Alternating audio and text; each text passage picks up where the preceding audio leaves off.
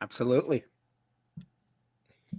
Is that an all-out little raglan shirt you got Uh, there? yes, it's an all-out shirt. It's done in the The Blue fashion Jays, the Blue of the The Blue Blue Jays, Jays yeah, the font. Blue Jays Yep. font. Yeah, Oh, go I Red like speaking it. of Sox. which, just for you, Will, Merry Clinchmas, Blue Jays fans. Let's go. You Wow. got Wow. you still got to finish this week, man. You're facing 3 against the Sox and 3 against Tampa. That's 6 very good teams right there. Ooh, those are some important You know who the games. But Yankees are playing? The White Sox and the Orioles. So yeah, once you feel I you. Oh, I thought that was go my ahead, Fred. phone, but that No, was that's me. Ricky's. That's me. I gotta put it on silent. I have Zordon too, so it's all good. If we get summoned away to morph, then there we go. Listen, sometimes when it's morphin time, it's morphin time. You just gotta go. it's Vader time. Exactly. But the Yankees win tonight. They clinch a playoff spot. So Yeah. Okay. that's I don't good. remember the last time I celebrated a baseball our baseball team clinching the playoffs. I'm just like it's understood. Yeah, it's expected. Yeah, I, Fred, I get it for you the guys. last, I get the it. last time the It's a Yankees had a big deal. losing season? I wasn't even alive. Oh wow. It's like 33 years in a row they've had a winning season. Must be nice. It is. You want to hear a crazy sports fun fact? That I wish Kay was here to realize it. Oh, 'cause it's the Mets, So isn't it? no, it's not. It's Aw. actually it's even worse. It's the Jets. No, it's just as good. It's even. So no, it's worse. The Jets are the only team in the history of the NFL to make and win a Super Bowl and never win a conference championship game. Because when they Oh, won Super Bowl three, 3. conference championships didn't exist. That's so oh, good. that's rough. So that was That's rough. that was their only Super Bowl appearance? 3? Super Bowl three, when Joe Namath was like, "We will win this game," and they ended up winning, and so just proves an alcoholic is right at least once, and they've never won again. That makes Yeah. me feel kind of guilty for crack open a beer right now. Yeah, they're off to a rough start. Hey, No, Frets, it's not. It's how are your Joe Chiefs, Namath. Frets? They're not good. Well, one They and just two. beat the Giants. They just beat We the did- Giants in New York. Well, who doesn't beat Yeah. the Giants in It was New York? It was a heartbreaker week one. Week two was just utter disappointment. There's nobody to help Mahomes, and plus with Xavier Worthy being injured, and Yeah. I forget who the guy is that's in legal trouble right now and got suspended. Rasheen Rice is his name. Rasheen Rice. If we had him, at least Bucker can kick. Butker's Sure. missed field goals every week He and extra has. point this week, so he's fucked me nice and good. He's my kicker. okay, but I mean, he doinked in on that 50-yarder. So Yeah, Ricky, That's I'm 1-2. My team is very Joe Burrow going down was very upsetting. that's I good. am 2-1. I almost won my game this past week, but I was down like 3 points going into Monday Night Football. I had Derrick Henry, and so I was feeling great. Oh yeah, then The he other fumbled. person, Then he fumbled. Well, even worse, the other person also had Amon St. Brown. Ooh, Yeah. So on top of the fumble, Amon St. Brown went off in the second he half. went fucking off I the was sauce, dude. He went crazy. I was like, this blows. Dude, the first 3 weeks, the opposing team's defense has picked 6 every single game. That sucks, The Bucks dude. did it this week. I forget who did it week 1, and then week 2, another team. I'm like, cool. How are they leading so far? Oh, his defense got a touchdown Jeez. 3 times in Yeah. a row, Yeah, that's shitty, man. and the Bills' defense has not been good. Oh yeah, did I get rid of him, or maybe I benched him? Somehow, I should have benched them because I got notifications like, oh, their 2 corners are injured. Their starting corners are injured. I'm like, I A probably lot should of the bench Bills' them. defense is starting to injured. go down. Yeah.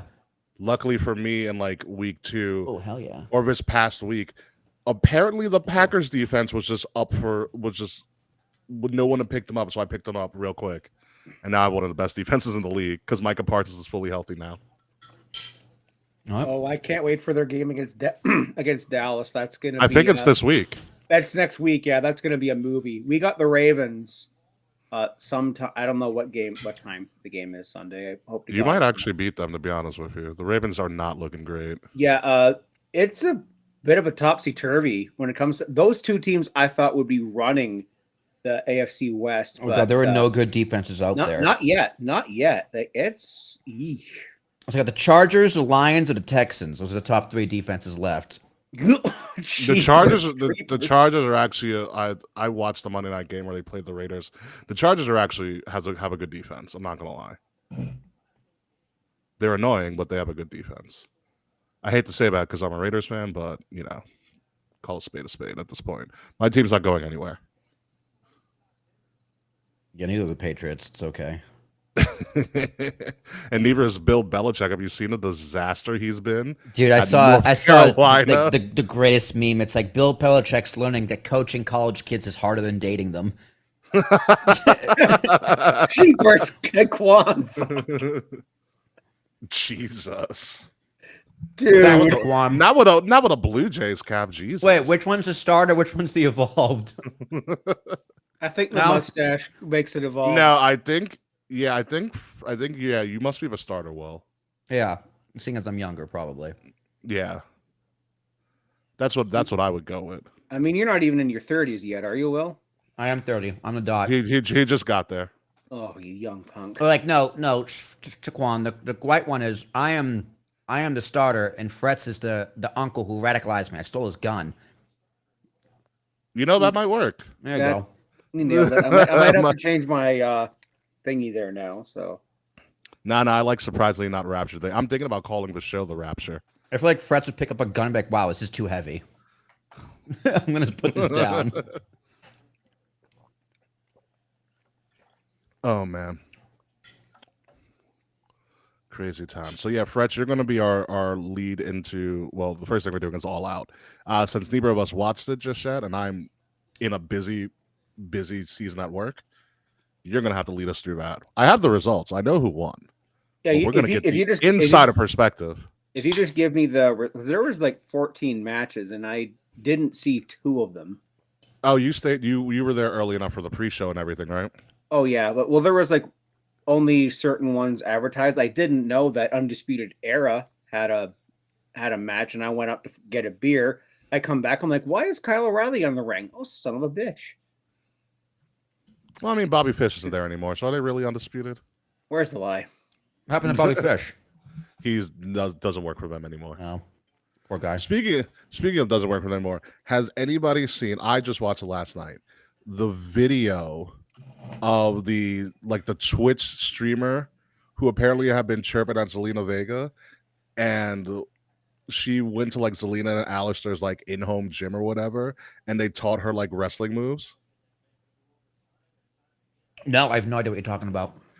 Oh, it's great. She is literally just a Twitch streamer, but apparently her and Zelina, they got on each other's radar for something, and I guess she was mocking wrestling. Zelina was like, just come down and we'll show you some moves. Oh, she got fucked up. Yeah.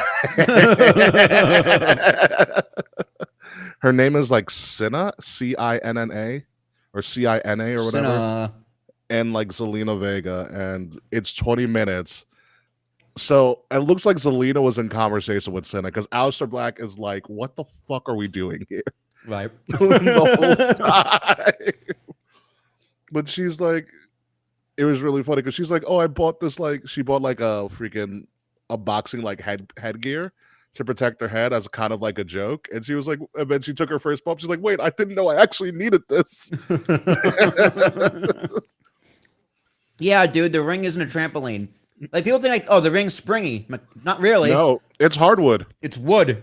Yeah, and a mattress pad. Yeah, the only reason it springs because there's space in between the support beams. Yeah, that's why it looks like it bounces. Yeah. No, I was just at a show. It's loud when you hit it. And it's loud. The pop is so loud. Yeah, the TV didn't do it justice. I don't know how I watched a bit of as I went sailing the seas to catch the replay and saw myself in the crowd bucket. There you go. Yeah, I sent Ricky the picture there. I'm Darby and Monks. Their match started in the crowd. So they were down by the floor by Slack and his crew. Yeah, how was Slack? I saw him for about 3 seconds. I was gonna go down. That's all you need. No, the last time we met up at a bar and had some stuff, and the bar that I wanted to go to was closed because Union Station had a flood. That sucks. Yeah, one of the bathrooms flooded at Union Station, and it affected. It's called Wurst, WVRST. It's like a sausage, beer, pretzels, cheese. Sounds very German. Oh, it's right up my alley. Like I was looking It's the for. verse. I was looking forward to it all year, and then like, well, I'll go to Union Chicken and have a spicy chicken sandwich. That's just as good. It's fine. That's fair. And the next time AEW goes to Toronto, because my seats were not that bad and not that expensive. I saw. You had great photos. seats. What do you mean Yeah, not they that look bad? great. Those are prime seats. Yeah, it was great. Lower bowl, dude. Like $125 a pop. Yeah, That's it's like 111 American. Yeah, it's like it's in the low hundreds, late high 90s. Yeah, one section 122. It was just the ring was kind of like over here a bit, so you had to. Oh, it's perfect. You get a good sight line of everything. Oh yeah, I just had to like look in between this. So I was between my buddy Ryan, who's about my size, maybe no, I'm a bit bigger than him. Well, fatter than him, but he's a bit taller than me. And then there's not like a stocky guy beside me, so it was kind of packed. But listen, until you sat in the Allstate Arena, yeah, you don't know packed. Love the acoustics. Horrible seating. Mm-hmm. Absolutely god awful seating. Great time though, Will and I in Chicago, but that arena. 100%. One of the smaller arenas too, that I've ever been in. Oh, like the Survivor Series. Yeah. Right. Yeah, those seats were tight. It was also so small. Will and I inadvertently walked right next to the writers' room. When I was at Forbidden Door, like the area where the Death Riders come out, right? Yeah. Well, that's also near where we kind of had to go through to concessions bathroom. So when I was at floor seats at Forbidden Door, I'm like, well, I gotta pee. So I'm like, I think I almost wound up like backstage of AEW. I'm like, oh no, that's over here. Yeah, hey, and I'm just looking for the bathroom, and I'm just looking for the merch. And listen, you use that as an excuse and see how far you can get into the backstage before someone catches you, and then get me in a backstage after thing with the snowman. So exactly, that's all you got to do. Yeah, I can pretend I represent Rock 95 or see who I know. Like Christian Markle was there, the Wrestling Sins guy. Conman was there. I think Santi Zop wasn't there this time. But yeah, I saw Slack he was walking through my section to get to his seat. Just said what's up, and then I met one of his friends after. They were going to a wrestling show after AEW, which was 6 hours. Tony, I mean, God. At least I got home before midnight, and it was still a 3.5 hour car ride home. Wow. Wow. Well, the show's in the afternoon. That's right. Yeah. Thank God it was in the afternoon. Like, do it again. Like afternoon on Saturday, but yeah. So it was a smart move to move into the afternoon, especially for frets.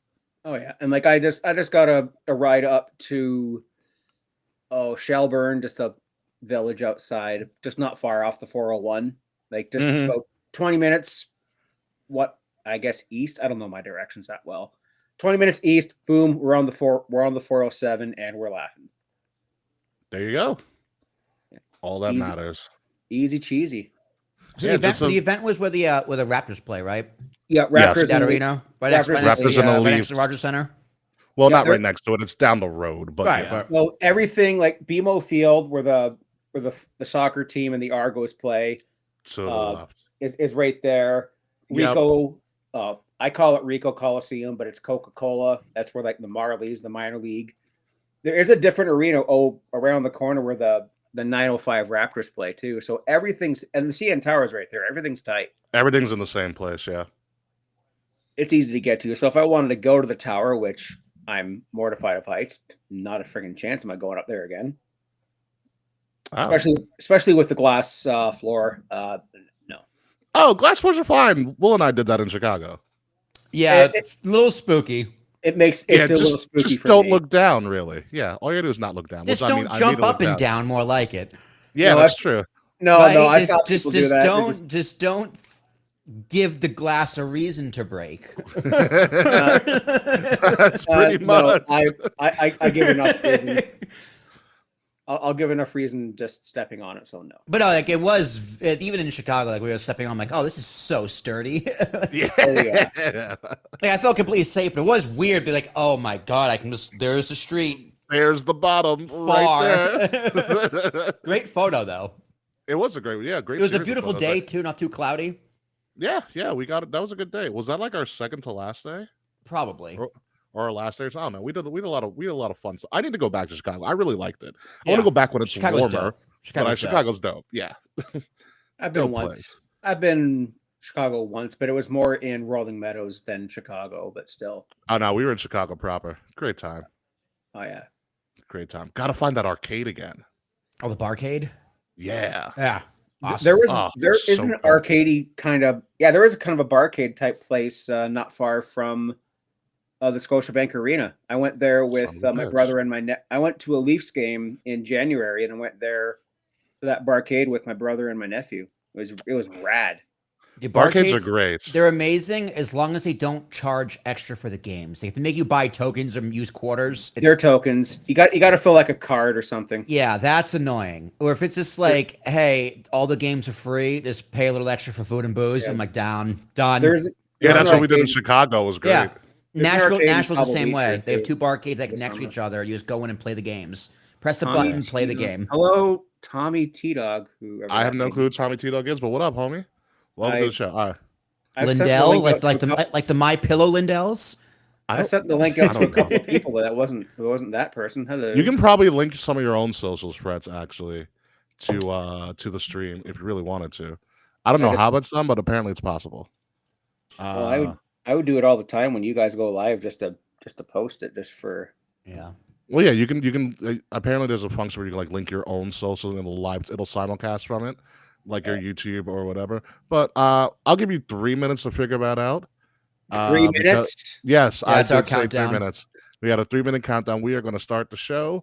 So see you guys on the other side.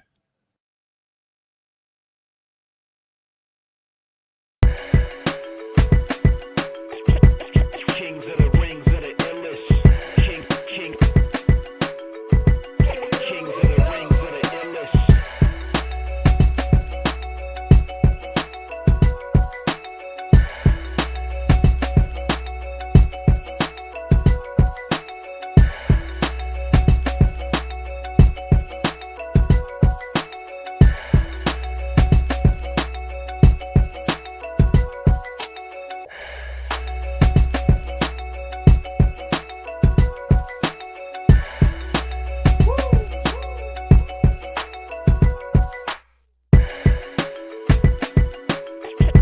Kings of the rings of the illest.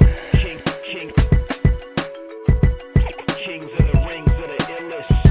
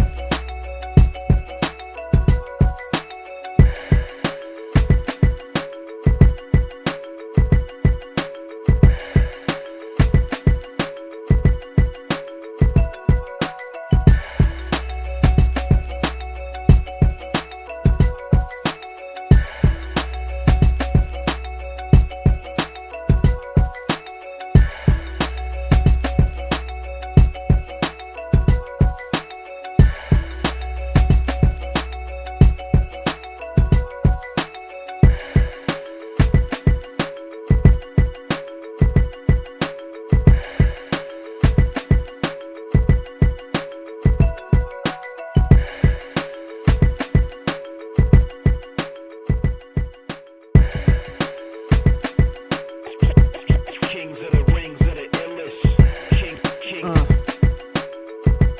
Kings of the rings of the illest. Live from the Wrestle Addict Radio HQ, representing Kings of the Rings to the fullest. King Ricky made the hot tag to Willie T, and out of nowhere like Randy is the Queen Bee. K-Fay brother, 400 plus in the bag like money in the bank brother. See when they pod, it's the opposite of common. Look at the comments, crowned in a certified top 10. You heard? Kings of the Rings pod. Throw up a too sweet when you see the squad. Like a chop in a, I know you feel it. Kings of the rings of the illest. Kings of the rings of the illest. Kings of the rings of the illest.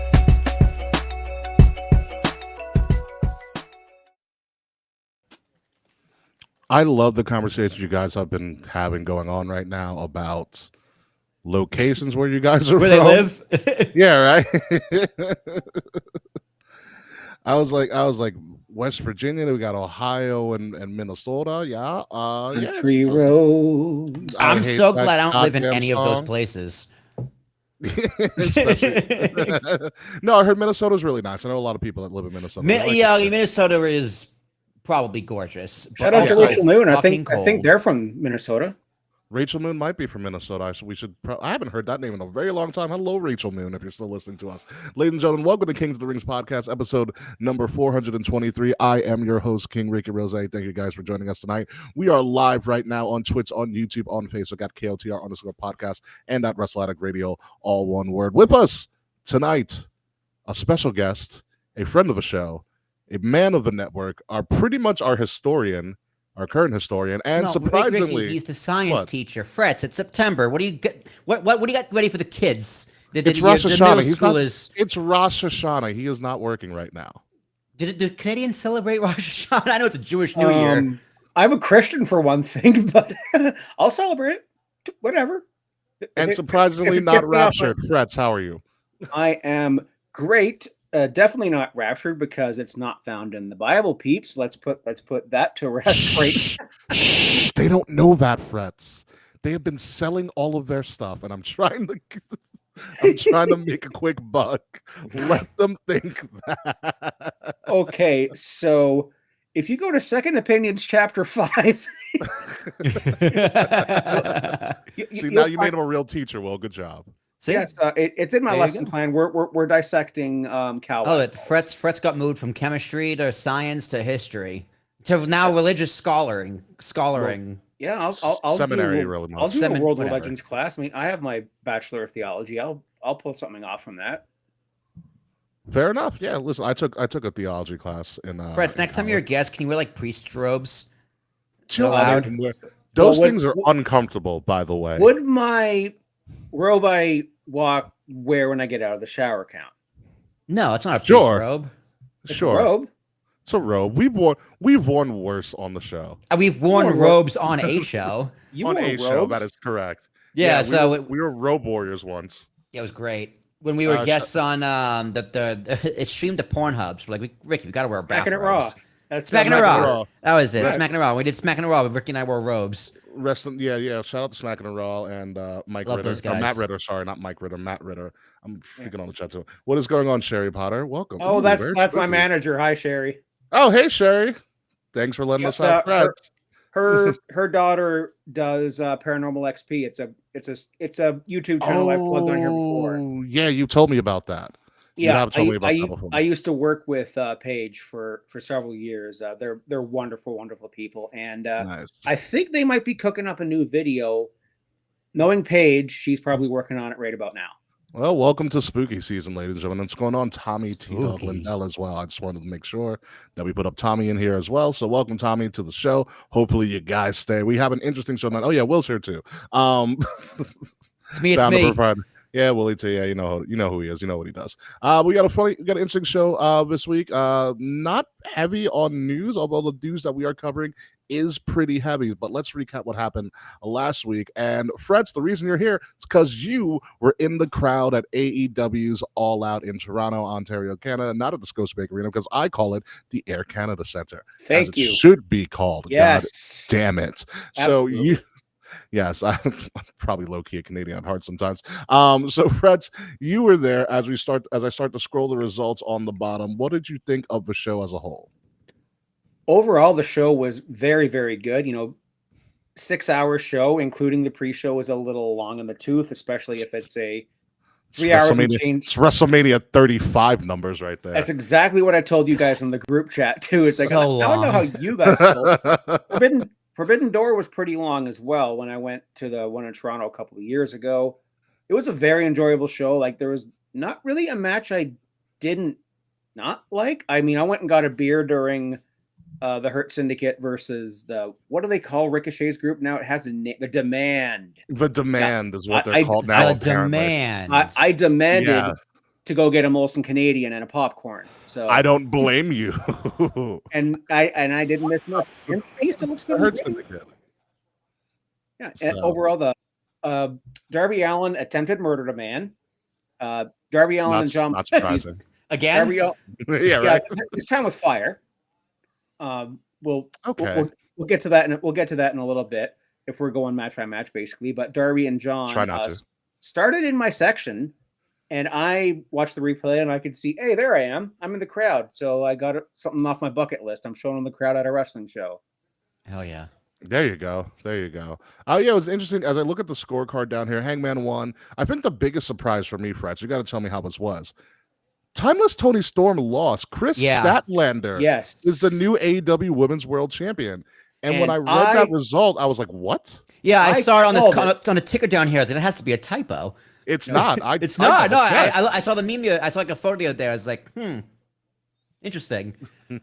there was also a debut and some great cameos, but we can build up to those. No, Statlander, I thought it was a mistake, but I'm telling everyone in my area, and I told like my buddy Ryan, like I've known him since day one of grade 9, so it's like who's right again? Who's right again? Me. I called I mean, Statlander winning the title, I gotta support a local Long Islander, so shout out to Statlander. So and she did it with the seatbelt pin, and then Wheeler Yuta was out at the start of the match because he's been trying to recruit Statlander to the Death Riders, and as soon as he's out there, like he got the "Oh fuck Wheeler Yuta" song by us every time he did anything. Because man, that Wheeler Yuta got the heat. I said this As in the he should. pre-show. I said this in the pre-show. The replay itself, it didn't do the crowd justice. It was loud all night, especially for Cope and Cage versus FTR. Of course. of course. They're walking the corridors backstage in a pre-taped thing. They run into Maple Leafs legend Wendell Clark on my wall behind me there. Very nice. Bubbles from Trailer Park Boys, my long-lost twin. God, they went super Canadian with these cameos, didn't they? Oh, and the Green Bastard from Parts Unknown. Like, if you guys need some Jesus. backup, I'll come help you. So we hear some unfamiliar music during Cope and Cage, and we're all like, is the Green Bastard actually coming out? There was flames on the Tron. I'm like, well, no, they would have made it green because of that. Friggin' Beth Phoenix comes out and spears Stoke. There we go. Stokely. Stokely, yeah. And then Cope and Cage win, and they handcuff Cope to the ring, and Spike Pile drive Beth. Wow. All right. Listen, I love Beth. Beth Phoenix is going to be nothing but positive for that women's division. And for that entire locker room, this absolutely, whether she's just there as a mentor, she's stepping foot in the ring. I mean, we're gonna get a intergender tag with Cope, Cage, and Beth versus Stoke and FTR. Probably at what's the next one? Wrestle Dream. I think St. it's Louis? Wrestle Dream, yeah. In St. Louis. The tables and tacks match was just nothing but carnage and I was going to ask about that. How was Tables and Tacks? wackiness. It looked like MJF had like there was blood like right on the front of his tights, so like we thought like he scratched up his junk or something, but it was just from it well, like did you? It was just from everything else. It was all from the blood from everything. I hope because if that man cut up his willy at the like poor guy, absolutely. Ugh. Couldn't happen to a better guy, if you ask me. I saw the refs boots with all the tacks underneath. Yeah, and he was wearing like safety goggles and gloves and all that. And they were teasing. As soon as the match started, Briscoe he starts putting like tacks around, so it makes it harder for MJF. He wouldn't be able to just roll in the ring. Ha, nice. So he was playing mind games with them. There was teasing. You're trying to build up the tease to body slam nope. And finally he gets it and he gets the pop. It was a fun car crash match. I know it's not for everybody. There's a YouTuber I watch who hates this kind of deathmatch wrestling, but it's fine. It's literally Tables and Tacks. You know what to expect. Like, what does that matter? Oh, and this then is too much blood. Well, turn it, What did turn you it expect? off. Yeah. Yeah. We'll I go mean, watch Nick- something else for 20 minutes. look what Mick Foley made a living out of in the early kidding. '90s. Fred, did they announce? Exactly. Did they announce how many people were in the building? No, but I think they're like when I checked like it was like the one of the ticket people Yeah. accounts on Twitter. WrestleTix or something, yeah. I think there was either just south of or maybe just beyond 13,000.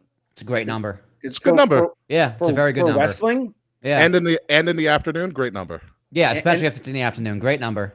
Yeah, Yeah. for wrestling, that's about the capacity of the Air Canada Center. Okay. But for hockey, it's like It's big. It's like like- 18, right? 18 or 19. Yeah. That makes sense. That makes all the sense in the world. Before we move on from this, obviously it was a pretty good show. A lot of people were talking about it. I didn't hear much about the Okada match. Phenomenal. I think that might be my. Had it not been for the ladder match, it was probably my favorite match of the night. It was. It looked like they were trying to do. It's like Okada and Takeshita were having their face off. We're like, this is what this match is about. My opinion, it should have been just them 1-on-1, but I think they're building. I think they're something saving else. that for something bigger, yeah. They're saving that. I know Takeshita just won the G1, so Mhm. and I don't know if he's like cashing in his win for Wrestle Kingdom or if he's doing it soon. I think if Mr. YLP was out in the ether right now hearing this, he'll reach out. But you can have that kind of match at a New Japan show, maybe. But Mascara Dorada, like he was trying to butt in every time they had a face off. We started to boo, but then Dorada shut us all up because he stole the show in that match. It was Wow. All right. phenomenal match. Eddie Kingston made his return. If He we've still seen the hates clip, Claudio, and it's he's so- amazing. Claudio Eddie sucks Kingston eggs. defeats Big Bill. Attaboy. And counter program D's nuts sign when he came out, just mwah, chef's kiss. Hilarious. He's still They're- wearing the Claudio eats. What's it? Sucks eggs. Claudio sucks eggs. Yeah, It's an old. It's a callback to. it's a Dusty Dusty- thing, right? It's a Yeah. Dusty thing. Yeah, it's a Dusty sucks eggs, baby. You gotta get that sheet, if you will. He completely miffed on his back fist. God love him. I saw the video. It was bad. We were up there. We're like, he did one. Like that should have won it. Then Big Bill kicks out at 1 or 2, and then just miffs on it. It's on Botcham. It's going to be on Botchamania. Like Matthew's going to have a field day with it, and he already has heat with, kayfabe heat with Claudio. But yeah, that Oh, well. ugh, But overall, it sounds like unfortunate. you had a great time at All Out, Freds. I had a very great time. My high school buddy Ryan Williams, we met up. He came back here. He drove me back down to Sauble, and we caught up. We had a good time. We talked to some of our other high school friends, and Slack was there with Kevin and some of his crew. So I'll give a shout out to them. Yeah, we didn't hang out much afterwards. They went to like a slam wrestling show that started at 10 p.m. Oh, No. I'm 30 or 40 years old. It's on the Murtaugh list. I'm too old for this shit. no kidding. Yeah, God, I can't. yeah. I couldn't do 10.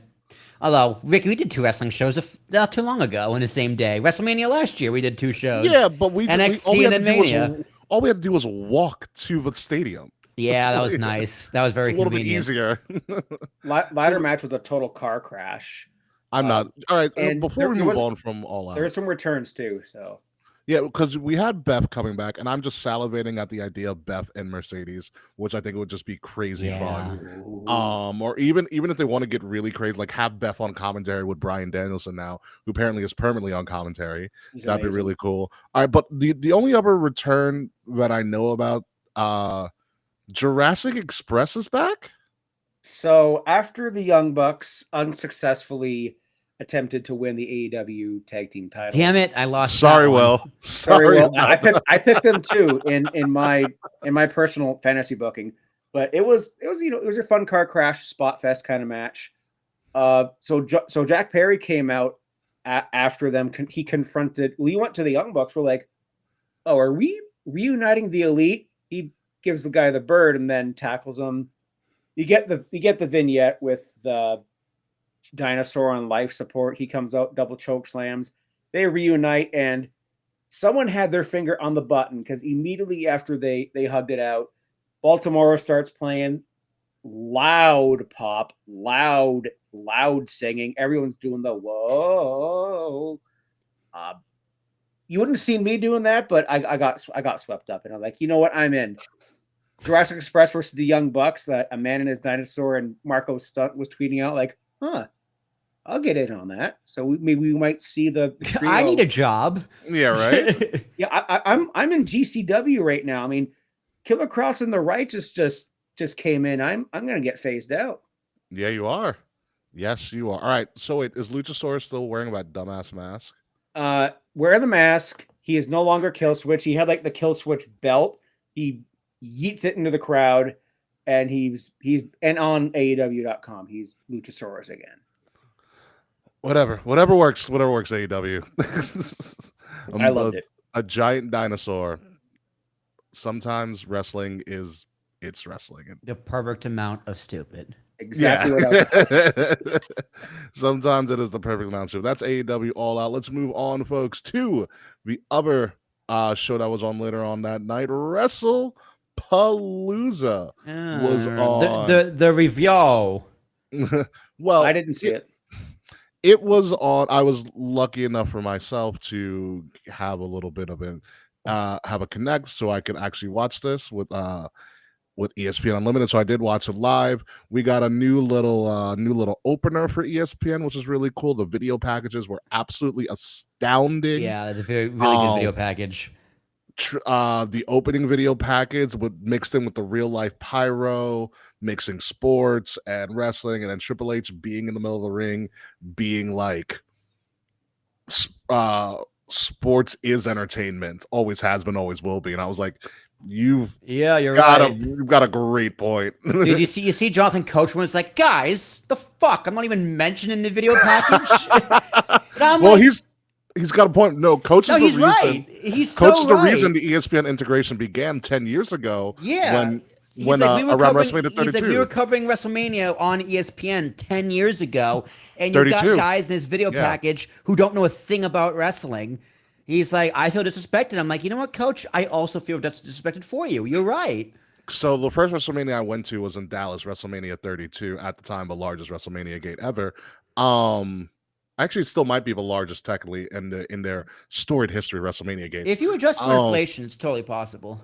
Yeah, I mean not gate. I mean attendance-wise. That's what I meant by it. Yeah, but so there was an AT&T Stadium, aka Jerry World, and yeah, I remember being in my hotel room before me and my friend left to go. They had a Sports Center set on one of in AT&T Stadium, and they were going live every hour. Yeah. On Sports Center from it, like Ric Flair and Charlotte, because that was Charlotte's first Mania. Charlotte was on like an hour. They would bring someone else on. Like it was a big deal. And then after that, Jonathan Coach used to have that segment like every Tuesday where they'd bring on like Kevin Owens or somebody like for Sports Center. They'd do like a little on show interview. But that was all Coach. So like I get Coach's beef about that. Yeah, Coach has legitimate beef. It's like this isn't like this. Oh, ESPN's like, hey, wrestling exists. It's like no, they've kind of always been. They've had the WWE section on ESPN's website for the longest time. Like there was a time where ESPN was going to buy WWE, like the network. Yeah, they were controlling it anyways. They were going to do the Peacock deal, and there was rumors they could have done the Fox deal, but since there was no off season, they're like, we can't do that. They couldn't. Yeah, it's it would be too hard to work. Too hard to work with the rest of their programming, which is legitimate, right? That's totally fair. Yeah, I mean, and to be honest with you, they were the ones that were like the streaming providers on the back end for the WWE network. Yeah, they were providing all of the infrastructure for that as well. But now it's kind of gone full circle. WrestlePalooza's there. It's very interesting to watch that whole thing go together. They did a 2-hour pre-show. Michael Cole was talking trash about Kirk Herbstreit and his college football picks, which is kind of cool. To be completely honest, Pat McAfee came all the way from being in Miami that morning to Indianapolis to do 2/3 of the event. He left for like the last 2 because I think he was just wiped out. Yeah, that was weird. It's like, why are you leaving? I think he was just tired or beat up. They never give an explanation for it. The show in and of itself was what you thought it would be, even though ESPN gave it a C. But yeah, me too. I also what you're gonna say. What did you expect? I mean, listen, the Brock Lesnar Cena squash part 2. You kind of had to see it come. I didn't think it would be that decisive. I know a lot of people are mad about it. I love Paul Heyman coming back for it. As a little that was pop. great. I popped. Get Paul in. Paul coming back with the pop and doing Brock Lesnar's little introduction. Totally mocking Cena. Them having their thing. The camera work on after the match on all the children crying was amazing. Excellent. Especially with John Cena bringing out all of those kids, and just because of the color, they look like minions. Yeah, just to watch them lose.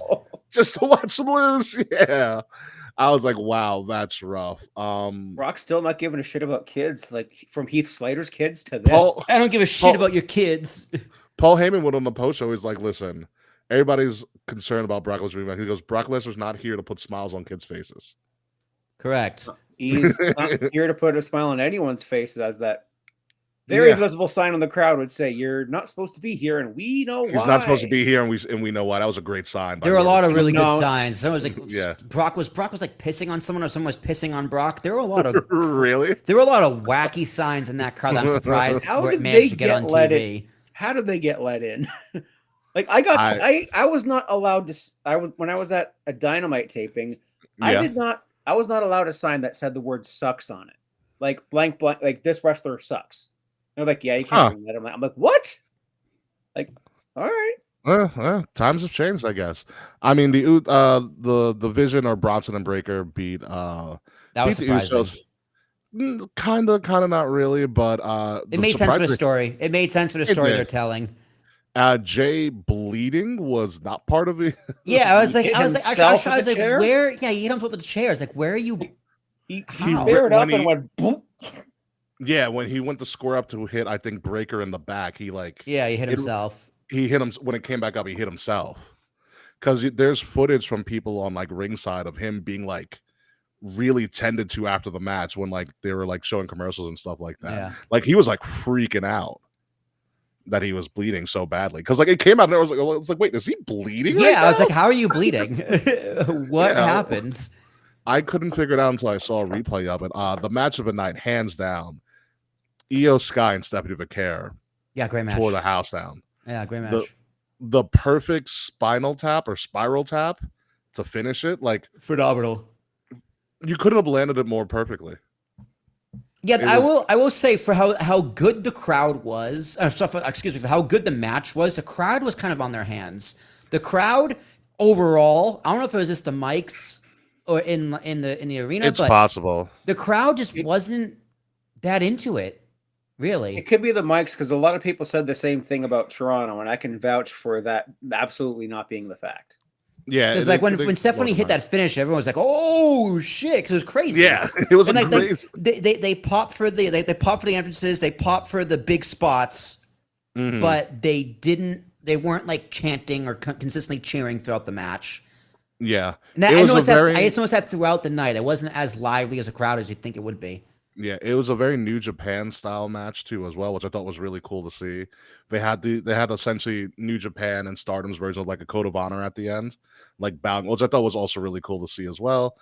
Stephanie's the rocket ship. She's going on to crown jewel to face somebody from SmackDown. We don't know who it is yet. Yeah, the triple threat was it Tiffany, Jade, and Nia. Yeah, that should be fun. That should be fun on SmackDown. Obviously, a lot of people came to see AJ Lee, CM Punk, Seth, and Becky. AJ Lee still looks really good. Yeah, fun match. Fun match. A lot of fun storytelling. Toy Story. They did look like Zurg from Toy Story. That was also really I funny. thought that too. I was like, yep, you're Zurg from Toy Story. She didn't hit a stomp very well, but that's okay. That's okay. Yes. Yeah. Yeah, I mean, I think she looked very comfortable in the ring. Mm-hmm. Like once she kind of got going, I think they did the we're not tagging AJ Lee in thing for a little bit a few minutes too long. A little bit. Becky needs to learn how to take a tarantula better, but she'll get there. Yeah, I mean that's what I know. That's not a move you see anymore. Yeah, you can. Seth's like, oh, I know how to do this. But I was like, Seth, just stand up. You can lift her. She's small. You're almost 7 feet tall. Like, Yeah, no, it was a good match. Listen, Punk's custom gear, AJ's husband. yeah, great. Amazing. Yeah, it was great. Amazing the match. It was just a fun match, and was then fun. yeah, and then Drew lost clean. Yeah, duh. Yeah, Drew lost clean. Okay, cool. Move on from it. What's Drew gonna do? I didn't even watch it. Who knows? So I watched it. So I was in Massachusetts for my mom's birthday this weekend, and I watched it Sunday morning before we left, and we got to the main event. I'm like, nah, let's go home. I got a 5.5 hour drive ahead of me. Let's get the fuck out of here. So that's what we did. I still haven't watched it. I have no need to watch it because I know what happens, and it's just Drew loses clean. LOL. Cody won. Cody won clean. It's going to be Cody and Seth at Crown Jewel for the Crown Jewel Championship. So it is going to travel to Australia. The Crown Jewel Championship is as going it to travel. one as it should, and two, that promo on Raw. So good. Because I was just like, oh, this match has they just laid it out. Cody's like, I don't know how to feel about you. And because of our history, I was like, oh, yeah, that's right. And Seth's like, I'm the top guy. Cody's like, we've wrestled 3 times. How many of you won? Boom. Walks out. Walk away. Yeah. And Paul Heyman's like, I'm not a goon. Paul's having so much fun in this run right now. Oh, it was absolutely fantastic. So yeah, that's gonna happen. Crown Jewel's looking to be great. We obviously just found out Cena and Styles is officially going to happen. Yeah, Triple H is like, all right, shut the fuck up. Here. Yeah, what's going on, Sir Charles? And it's really funny that freaking after Triple H made the announcement, he John Cena posted the picture from the freaking movie where the guy's like, I'm the captain now. Yeah. Actually, I want to just quickly mention Charles' other comment. This one right here with the pricing. Yes, WrestleMania tickets went on sale today, and I looked, and I didn't. Lord, yeah, I saw the reactions. That was enough for me. Charles just makes this a good point in general. With just the ticket pricing. And AEW, Tony Khan's like, oh, I see a lane here. He's like, oh, that's the lane they've always kind of taken. But like WWE also had like higher, but still in the competitive range. Yeah, until they got bought out. Yeah, but Tony Khan's like, okay, we're a family pricing, but Tony, your show isn't very family friendly. Not at all. Not one bit. Your show is like, I'm not going to bring my 9-year-old to see a tables and tax match. No, not one bit. So probably kids younger than that. It's like I get you trying to kind of like, get the one up on WWE, good for you, but like, look in the mirror, bro. look at your product. Yeah, it's going to be interesting. So it's even going to be more interesting, especially product wise, because I don't know if you heard, Will, and this is kind of a sideberg and kind of relevant. Outside of like Paramount trying to buy Warner Brothers, Netflix is also trying to buy Warner Brothers. Netflix might put a bit. So there could be a moment in time that WWE and AEW share a same streaming service, which means no, they don't. Well, I wonder if that would be a conflict because I bet Netflix, the WWE probably Netflix probably is like we have exclusive rights to certain things. So I wonder if like them and now acquiring AEW would be a breach of contract or a conflict of interest or something. WWE TKO would definitely have something to say about it. Right, right. To be like, okay, you can't have this that goes against our contract somehow. It's some sort of non-compete, whatever that they're gonna do. But yeah, we'll see what happens down the road with that. But WrestlePalooza was what it was. It was an okay show. But now what we're all waiting for, especially for Will, what are the standings of our 15-match card over the weekend? Between WrestlePalooza and AEW All Out. And I'll tell you that right now, Will, you had a bad week. I still know. in first place, Slajan K, 124 points. Solidly in second place, finally, myself with 118. Will, 69%, nice. Will, you're back in third with 116 points. So, listen, we've got a lot more. We got No Mercy, Bound for Glory is coming up. We've got a lot of stuff to cover. One of the things we're not going to cover is all the surprises at WrestlePalooza because there weren't any surprises at WrestlePalooza. Like Triple H promised, except for this one thing, Stephanie McMahon's going into the Hall of Fame, which actually was kind of surprising that they announced it so quickly. Yeah, she was surprised too. Yeah, it was definitely a Triple H like little rib that he was like, I'm going to get her for this one. Yep. Yep. So like they fought like a few weeks ago, and Triple H is like, I got it. This will get me All out of the people- doghouse, then back in the doghouse. Of all people to announce it, The Undertaker. Do you know how Stephanie and The Undertaker Where to, met? Stephanie? Listen, The man I thought it was abducted perfect. her. I thought it was perfect, except for the fact when The Undertaker opened his mouth. He is like, Undertaker, Mark Calloway is a funky, weird old guy at this time in his life in wrestling. Yeah, I'm like, dude, look at that tummy. And he looks like Ali Not G. even the tummy, it was the red glasses inside. I'm like, what are we doing? Yeah. What are we Ali G doing? in And the then, like, house glasses, man. Just his really awkward cadence with Stephanie was so like I would have rather him say "where to, Stephanie." He's like, I've always wanted to do this. Are you ready? Yeah, I was like, oh, that's rough. That's Stop rough, it. Mark. Stop Yeah. this. Phrasing. Stop this right now. Yeah, because I'm watching the segment. I'm like, where the hell is this going? Because it came out of the blue. Yeah. But Stephanie got in. She's She's just sitting there clapping. the This first Yeah. keeps man in the clapping Hall while of he slowly hurts his back getting off the Yeah, motorcycle. right. While Stephanie's wearing like my salary on her freaking neck. Jesus Christ. Yeah, that neck is my wild. dad my dad goes, she's made to Triple H, right? I go, yeah. He goes, huh? No wedding ring. She wasn't wearing a wedding ring. Appearances. It doesn't matter at this point. Like, did you see the necklace? Like, it's fine. Yeah. It's perfectly fine. I was like, she but probably want to get stolen. Exactly. I've seen the wedding ring that she's worn. Like, it's crazy. Yeah, it's probably huge. It's huge. Stephanie McMahon is only the second McMahon in the Hall of Fame. But, To Vince Senior. Vince Senior. Yeah, Vince, Vince Senior. well, Right. Vince J. It's not a direct senior junior because there's J and K. Right. So Vincent J. McMahon, her grandfather, which at this point, if we don't get a Shane McMahon comeback to challenge Stephanie for the Hall of Fame, TKO's doing something wrong. Lockbox, baby. Bring it back. Well, this makes me Yeah, wonder. bring back the lockbox. We don't know what's in the lockbox. This makes it's Vince's like Allegations. Vince, it's the Epstein files. It's the Vince files. That's how you get it released. This makes me On a ladder. wonder: Let's go. is Shane going to be I almost said inducted as well? Go. Shane's or- not the McMahon getting indicted. Or Trust me. right? Or does Shane get his own? Because you got to think she's probably headlining, right? There's no one. Cena. There's no one that's going to out headline. No, Cena's not going to get the Hall of Fame this year. Not yet. Yeah. Or does Shane headline next year?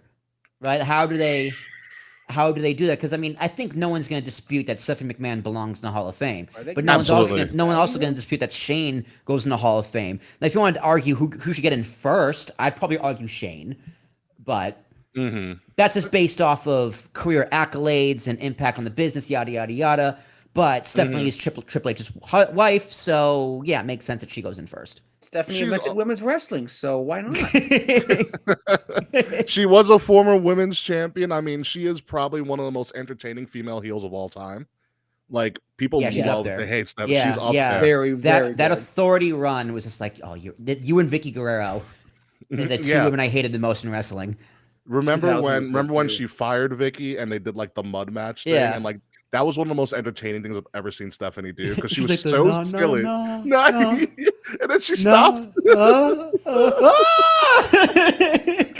Did he I get was to come up and Yeah, it was one of those things. What I think I was persevering. I was thinking about this, not persevering, but I was thinking about this over the weekend after the announcement of Stephanie going to the Hall of Fame, which by the way, it's a very early Hall of Fame induction Yeah. announcement of all things. But Stephanie is all of the parts of her father that people only talked about and never really saw.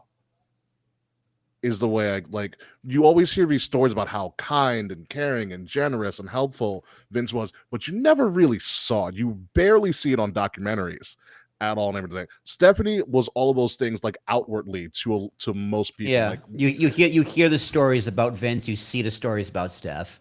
exactly, and Yeah. I think that's what makes her unique in the realm of the McMahons.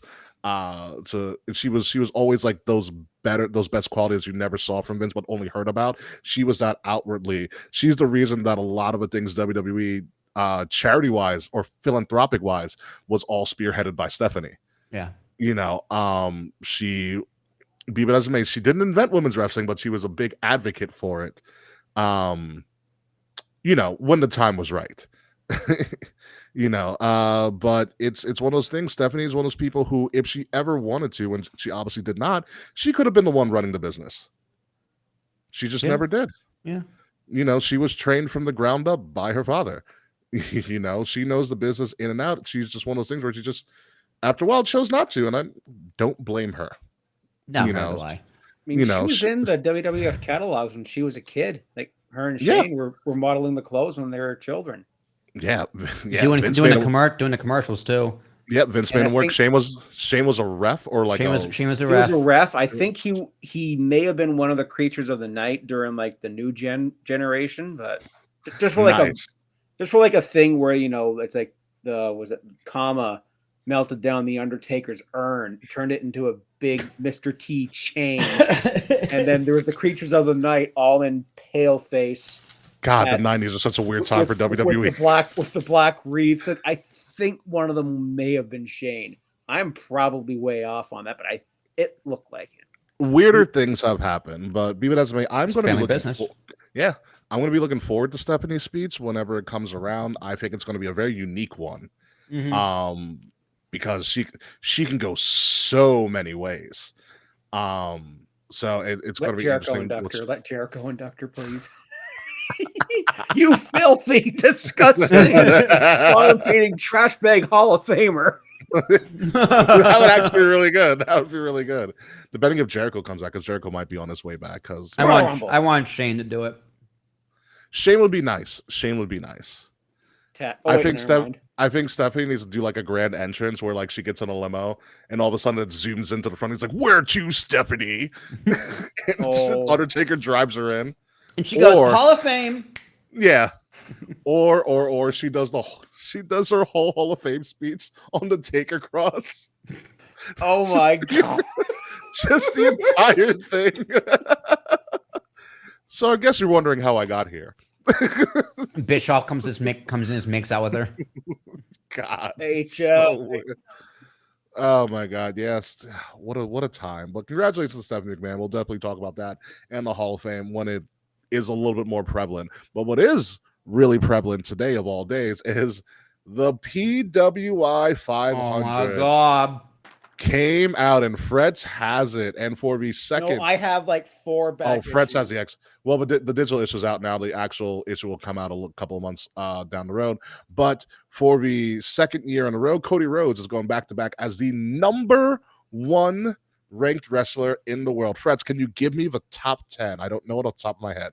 I know number 2 is John freaking Moxley, which I have. Let me get. I have concerns about that with this briefcase belt. Okay, so yeah. Give me the top 10, Fretzy. Case in point here, the evaluation period and your criteria. In-ring achievements influence technical ability, competition, and activity. A minimum of 10 singles, non-tag matches in total. From August 1st, 2024 to July 31st of this year is your evaluation period. I've been reading Pro Wrestling Illustrated since the mid-90s. Anyways, your top 10, I'm going to go in descending order from 10 to 1. Go ahead. Number 10, Will Ospreay. Number 9, Mystico. I have not seen his matches. I hear great things, but continue. A lot of great CMLL matches. Seth Rollins, number 8. That's a fucking crime. Little low for me, but yeah. Number 7, Whose House? Swerve's House. Appropriately ranked, I think. Number 6, Jey Uso. Okay. Surprisingly high, but I like it. It makes sense. Number 5, former New Japan World Champion Hiroki Goto. I haven't seen Goto much, but like I said, I also hear good things. Goto is very good. He just dropped the title to Zack Sabre Jr. recently at Mr. Wild. He knows when it was. I'll leave it to him. Number 4, Hangman Page. Late in the criteria, he got a resurgence, so I get that. Yeah. Number 3, Gunther. Yep. Yeah. Sounds about right. And as aforementioned, number 2, John Moxley. Number 1, Cody Rhodes. I don't understand Moxa too. Call me a hater if you want. I don't understand. I'm with you there. Seth's my number 1. I would have switched looking out at Moxley the criteria. And Seth, honestly. Yeah. I would have switched out Moxley and Seth. Like Moxie had a good championship run. He held it for a very, very long time, and that he like in-ring achievement, I guess, kind of works in his favor that way. But I think like he did have a bunch of matches. He did have some good competition. Technical ability, he's Mox. He's very technical and also sometimes very boring. He kind of lacks Mox, in my opinion, lacks influence. He was there. I mean, he was there, but almost very like visible. He's visible, but he's like, even though he was the champion, a lot of it is because of his own doing or the story's doing. You're never seeing the title and it being a briefcase. He wasn't the biggest story in his own brand, and he's he was forgettable. Yeah, and he may not been the main. He may have not been the main event on a couple of occasions too. Exactly. So I like him at 2. I think is a stretch for me. I'd give him top 10, but I just don't think 2. I don't see why Cody's number 1. I mean, he didn't wrestle as much. I think his only big loss was Cena at Mania. Yes. And then he won it back in a classic at SummerSlam. But that was outside this criteria, though. Just outside. It was by a week. By a week. He just missed it, yeah. So by visibility, SummerSlam last prestige, year. there. Technical ability, there. In-ring storytelling, not as good as Seth. I'm going to be honest. Competition, varied opponents. Who did Seth go up against? Kevin Owens? AJ?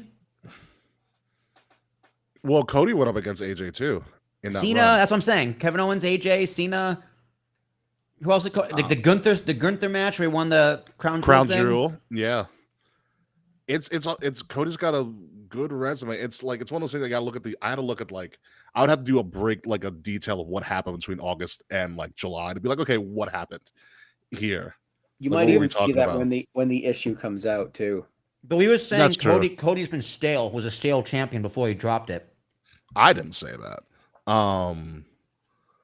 But he wasn't stale. It was like when he dropped to Cena, it was just that Cena was the hot hand, even though that was a botched storyline. Yeah.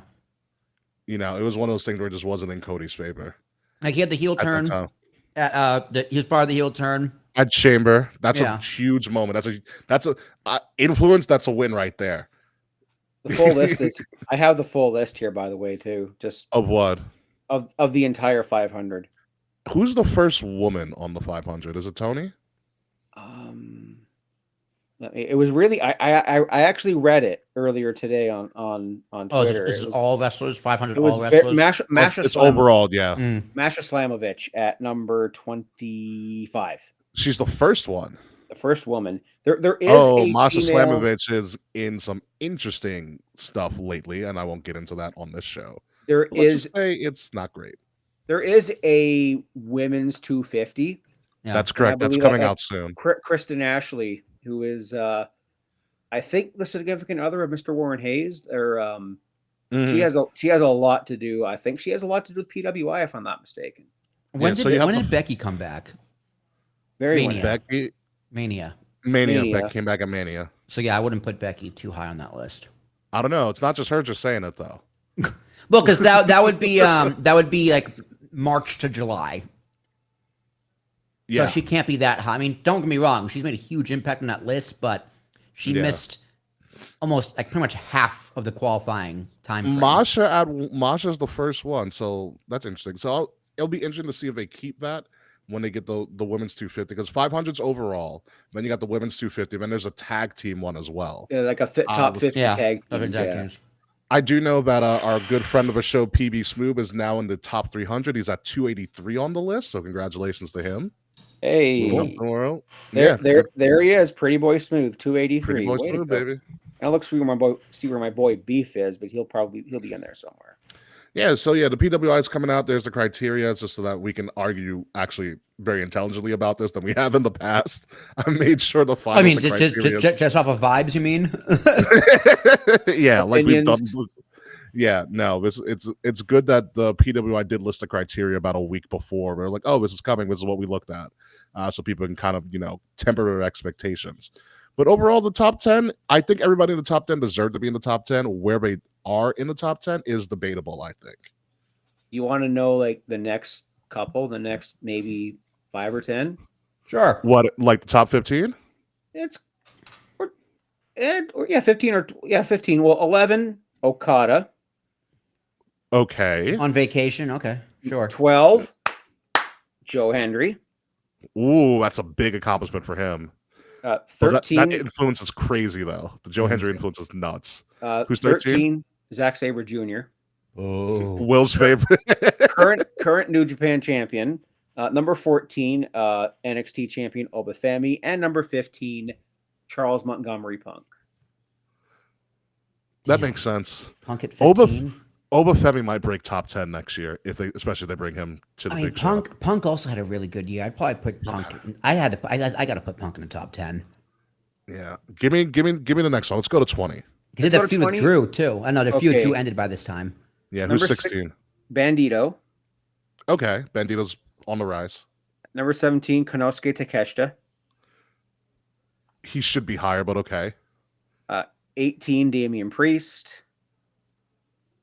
Okay. Number 19, Trick Williams. Yeah. Yeah. Okay. Good for TNA. him. Trick and A, man. Yeah. And number 20, Jacob Fatu. That's a good spot for him. What happened to him? He's either injured or on vacation. I'm going with injured. I'm going. I think he may just be on holiday. Yeah, either or. All right, so that's the top 20. I like that. I like where it's at. Jacob Fatu's going to be fine. Everybody needs a break. I hope so, man. Yeah, give him a story. He'll find the right storyline. He'll be good to go. Vince Russo thinks he's in the doghouse. Yes. What does he know? Vince Russo. FPM. I mean, if anyone knows a thing about doghouses, it's Vince Russo. He practically he pretty much built the doghouse. In the doghouse. Bro. Oh, man. God, it's so bad. It is so bad. All right, so moving on from the PWI, let's go into a little bit of No Mercy. So No Mercy is happening this weekend in Fort Lauderdale, Florida, Saturday, September 20th. There's the No Mercy video game. God, Amazing. I might have that somewhere in my apartment. This doesn't work anymore, by the way. I played it that much. Keep it. Just blowing it. It's on my shelf right here. That's actually the worst thing you're supposed to do to a console. Like, isn't that so sad? Isn't that so sad? That no one told us. They didn't know. Technology didn't know. Blowing it. Yeah, it was that in town, all Ricky. No one knew. You didn't know that? Stop what was wrong with you guys? God, I can't wait to leave this place. Cannot wait. Like I said, the No Mercy card is not completely full. There's only 3 matches so far. It's based on a lot of moving parts that may or may not be going on between NXT and also between TNA. I watched NXT Homecoming. It was tons of fun. So it was really, you had Charlotte and Alexa come back. William Regal came back and screamed War Games for no reason. Will, there's a moment you have to find online. And I'm going to tell you what it is. It's Bobby Roode and Joe Hendry. Oh my God. Say less. Oh, honey. Yeah. Shayna Baszler makes an appearance, which was crazy to see. Is she not? She's not even in the company anymore. She's somehow she produces. I think she. Okay. Good for much her. like Tyler Breeze, who was also on the show. Tyler Breeze versus Ethan Page for North American Championship was fun. Sami Zayn made an appearance. The NXT video package was phenomenal. Like the Homecoming video package was great. It's something that they should do every year. I think it was really cool to go back in Full Sail. The interesting thing that's kind of been weaving, Vic Joseph brought it up a lot last week on NXT, is that the whole Homecoming thing, and that a lot of TNA performers were tweeting how upset they were about not being invited to Homecoming, and a whole bunch of this other stuff. So it seems to be like there's a brewing thing coming. Yeah, it's a work. It's a bit of a work. I so fucking hope so.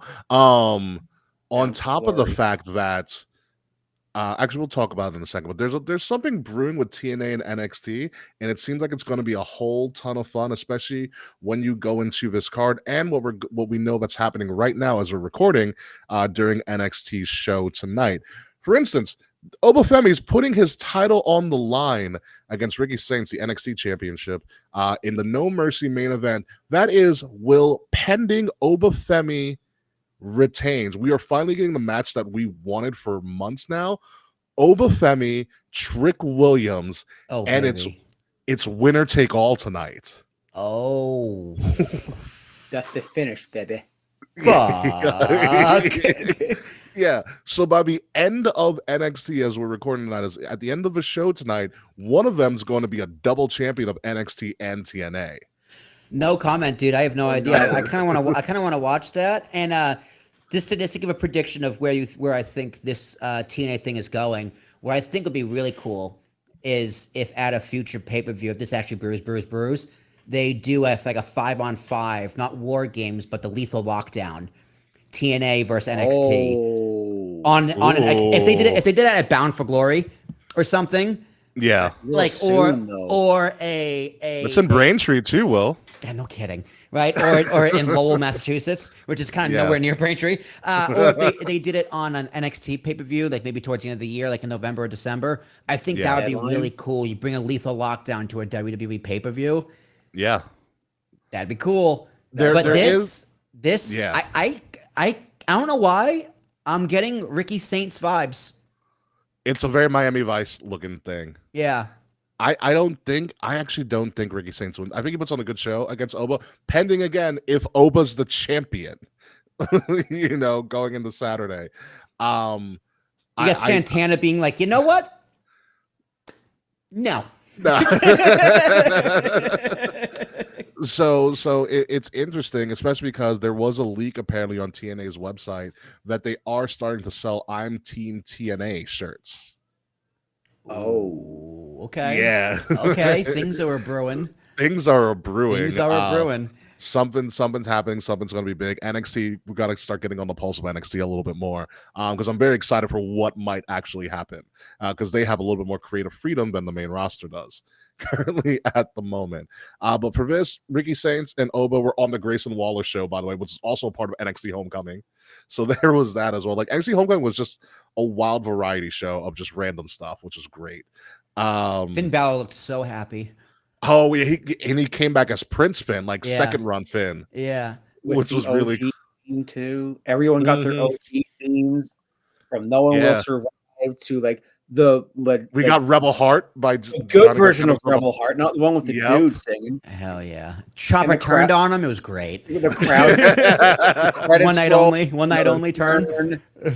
Yeah, right. No, it was great. But yeah, look, Ricky Saints going to hold his own. He's going to carry this brand, but it's just not now. Obafemi, I think, is going to win this. I'm picking Ricky Saints. I'm already in the gutter, dude. We're getting Oba versus Ricky before GTA 6. I'm going with Oba. I said it, dude. We're getting I saw a meme the other day. It's like this is a college history class of GTA. Like we're getting a college history. What? Yeah. University of Tennessee, Knoxville. Where can I take that? That might have been it. Like, yeah, we're getting a history lesson on GTA before GTA 6. GTA 6. I remember. I'm a PC gamer. I have to wait even longer for GTA 6. So we know how it is, guys. I'm old enough to remember when GTA was a top-down game, and it was like a hush hush around the school year. Like, hey, check this out, guys. Take it home. Don't show your mom and dad. Gotta love it. Gotta love it. What a time to be alive. So yeah, NXT's brewing with that championship going to be online. The other championship is online, or the NXT Women's Championship is online. Lola Vice, who won her way to a title fight against JC Jane, the quote unquote most beatable women's champion in NXT history. Surprisingly, she still has the belt. But for me, they have been. Especially if you've seen the video package, you see the Lola Vice video package. Well, yeah, I'm sure it's totally Miami Vice. I mean, this is just but Lola Vice video package. She's in Miami on a beach. That's all I needed here. Say less. Damian Priest is filming. Doing a good job.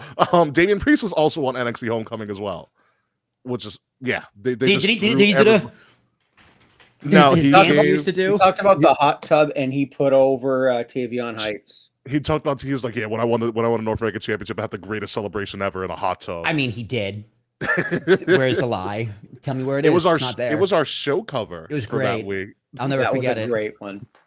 Yeah. But listen, they've been hyping Lola Vice up. They did a whole tour of her whole town in like Vice City. She's in Fort Lauderdale. I think they're going to take a chance on Lola Vice during this. I think she's going to be like the hometown pop. I think JC Jane's run is done. Yeah, JC Jane contains. Contains or retains? Retains. Fretz, what do you got here? Be She our contains the tiebreaker. retention. You know, I'm gonna just throw a little dart and say it's gonna be Lola Vice. I don't know who. The only other person I thought who could have been beating JC Jane is Jordan Grace, but she is preoccupied with Blake Monroe. Blake Monroe, yep. The speed championship is also on the line, but we don't know who's going to be in that just yet. I'm assuming we're going to do Jordan Grace and Blake Monroe in some sort of capacity. But the final match that we know that is solidified for No Mercy on Sunday is going to be the NXT North American Championship. Tavian Heights, aka Mr. America, or what they're trying to make him, versus the Canadian Standard of Excellence, all ego, Ethan Page. I know who Fretz is picking. I'm not. I want to pick Ethan Page. No, I want to pick Ethan Page so bad. Pride of Stony Creek, Ontario. You tell him. It might be time for Tavion. I really like that belt, though. I know you do. I'm going Ethan Page, but this kid just looks like Xavier Woods ate Xavier Woods. Yeah, except he was in the Olympics. I want that title. American hero. I want that Canadian title beside that Maple Leaf title behind me. I want it so bad. They haven't started selling it either, which I'm surprised they haven't done that yet. There's something about Tavian Heights that's just not clicking for me. I don't know what it is. Same. And I like if he was more compelling of a character, I'd pick him. But Ethan Page just does wonders with this. And I also think the whole Canadian Standard of Excellence with him and Chelsea Green can go so far. There's a lot of room left. There's a lot of room. They're both, besides them being Canadian, they're just both good characters. Like, they know their characters. They know who they are. Chelsea with the Secret Herbis. I would love, actually, to have Chelsea Green extend her security detail to Ethan Page. I think that would be absolutely hysterical.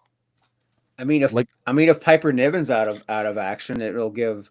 Slage and K is applying. We know that Slage and K is applying. Oh, Slage and K, they would be phenomenal. You know, I just like I think you can get so much more with Ethan Page out of this.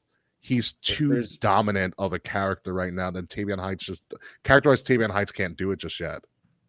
He just reminds me. He reminds me of.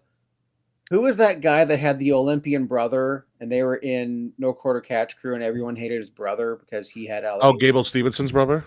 Yeah, he reminds me of both of those guys in that regard, and in just his general vibe. I don't care about Tavion. You haven't given me enough. That's the thing. I don't care about him. They're trying to he's like Mr. America. I was like, we've seen that gimmick so many times. And it's not just my Canadian bias showing. It's just you haven't given me a reason to care about this guy other than the fact that he's USA. And you're picking him to win. No offense to Yanks up in here. No, I'm not invested in Tavion. Take out the patriotism, and maybe I will. Listen, they tried this at Heatwave in Massachusetts, and it was Team Canada versus Team USA. And in Massachusetts, of all places, they cheered for the Canadians resoundingly and booed the Americans. Place of revolution. How dare they? When a revolution was started, how dare they? Yeah, there was tea on the harbor. They had to do something. Before the harbor thing started, you had Christmas Addicts was the first guy shot in the revolution. Anywho, it's another story for another time. I know my history for some reason. Thanks, Dad. Seriously, it's like one of the random facts my father will just blurt out. I was like, oh, okay. Yeah, it's news to me. I had no idea. Christmas Addicts was the first guy shot in the American Revolution. He also happened to be a black guy. Was that at Lexington and Concord, or is that somewhere else? Lexington and Concord. Okay. Yeah. But that's your fun history fact for the day, because eventually they'll be erased and it won't be in the Smithsonian or whatever. I wonder if it'll be in Ken Burns' documentary. He's doing. No, I'm serious. He has an American Revolution documentary coming out soon, if it's not already out. Really? There's a couple of books. Baseball. There's a couple of history books that I know that I want to buy from Amazon that are like talk about like other parts of American history that aren't talked about. But we're sideburning a little bit too much.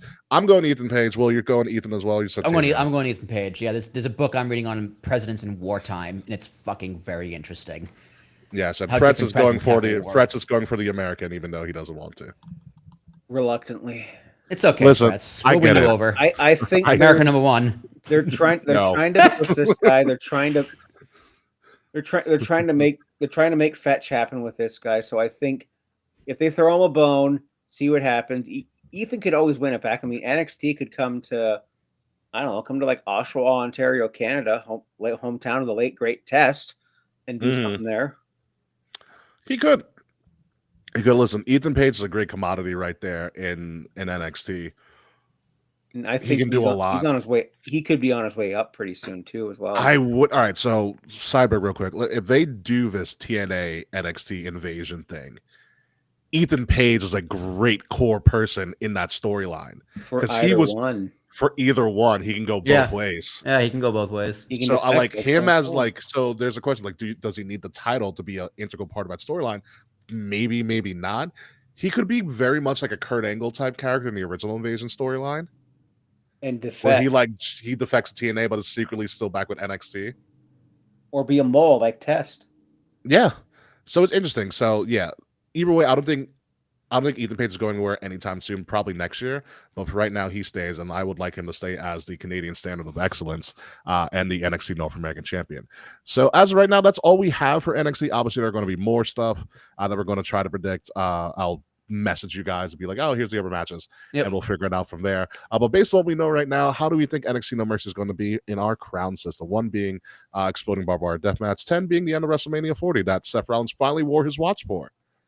Well, Terrasek, who do you got? I thought that was really funny. He said, I've never worn this. what like a backhanded compliment. Thanks for the gift. I've never fucking won it. I'm going to give this a solid 8. I think these 3 matches so far, especially with the intrigue of Obafemi, I love the Miami Vice theme. So high hopes for this one. NXT is definitely it's been on the rise for a while, but it's getting closer and closer to being, all right, Will, sit down and watch it. Just shut up and do it. CW app is free. Fretz, what do you think? I'm with Will. This can be an 8. NXT PLEs have generally been very enjoyable. Like, and this one, it has potential. I mean, we could see things like maybe Josh Briggs versus Inamura in some kind of gimmick match, and your speed match I have here is Sol Ruka versus Lainey Reed or Candice LeRae. That is correct. Candice and Lainey are facing tonight on NXT. So yeah, I think I'm gonna go an 8. I think the TNA thing is gonna have a really big influence what's going on No Mercy. Next month, Halloween Havoc is coming back. So there's something else to look for there. Halloween Havoc the wheel, baby. Yeah, it's no Shotzi anymore. So that's an 8. They can bring her back. I would bring back Shotzi for one night for Halloween Havoc. Yeah. Worth the money. Yeah, worth the expense to bring her back and let her do her thing for a while, pending she wants to come back. So there's a lot of, I think storyline wise, there's a lot more meat right now on the bones of NXT and TNA than there is in like WWE at the moment. It all depends on what's happening tonight, which I will probably watch tomorrow at some point. But yeah, I think I'm gonna go a solid 8 as well. I have good expectations about this, and I like their uses of TNA. Yes. Yeah, that's the big thing for me. Their uses of TNA has been better. It looked like it was going to be really bad, and that WWE was just going to take all the stuff, and then it seemed to be now finding a good counterbalance. They backtracked really quickly with having the women's title go back to Dana Brooke of all people. So by elegance. Yeah, sure. So yeah, I do think TNA was getting a short end of the stick. But it looks like WWE is just like, okay, we kind of went a little too far. Let's backtrack a little bit, give these guys a little more of a rub, because don't forget, they still want to buy them. And also, there is so many current TNA talent that were recently NXT talent. Yeah. There's stories there galore. Yeah. That you can just run and go nuts with. Like, think of the Iconics coming back, which they did not show up at Homecoming. But think of the Iconics coming back and doing like a tag team run in NXT. That's a huge story right there. No reason not to. Yeah, the Hardys. You can do Mustafa a whole Ali. bunch of stuff. The Iconics versus the Hardys. Exactly. That'd be fun. Yeah, right. Or even the best one, Mustafa Ali, like Fretch just said. Can you imagine Mustafa coming back to NXT? Yeah. Or Cedric, who they just signed. Eric Young. Well, we can leave Eric. He can stay there. You know who's going to be the most interesting of the people to show up in this invasion angle? Enzo. No, not that. No, neither that. The hometown man. Yeah. Oh, Cody Deaner. Yeah, Cody Deaner. Canadian hometown man. He's a hometown man.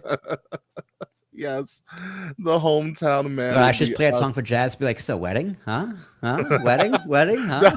That's what you should walk out to. Absolutely not. What, you're not going to walk out to Roman Reigns and acknowledge no one would get it. No, I'm actually in the part of the wedding planning where I'm trying to pick the song. We're trying to pick the songs for certain things. Yeah. Still definitely doing our entrance, like bridal party into the reception. We're still doing Sami Zayn. Absolutely. Oh, we're gonna ska our way into there. We're skaing our way in. I was like, give me a Batista entrance. I got Pyro too. I got the song with my mom. Everything. She has a song with her dad. You think you know me?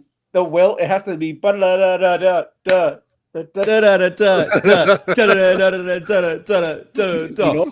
Hey y'all. Just the whole original intro. I still got it. I still have the file somewhere. I might have the 2-minute theme that Nate and I had at one point in time. Yeah, we'll get Lillian Garcia to announce you out into like the that was a birthday present from Nate for me. So. I responded by giving him Damian Sandow. You're welcome. That was crazy time. Anyway, we can talk about a lot of that on the post show. But any final words, Fretz? Thank you for coming on and giving us the AEW All Out experience because we didn't watch it. I'm not gonna lie. I highly recommend tracking it down. It was a very fun show. If I could give you like highlight matches, Cope and Cage versus FTR was really good. Mm-hmm. Tables, if you're into it, the tables and tax match was just fun carnage. I am actually. And Pac came back in the coffin match.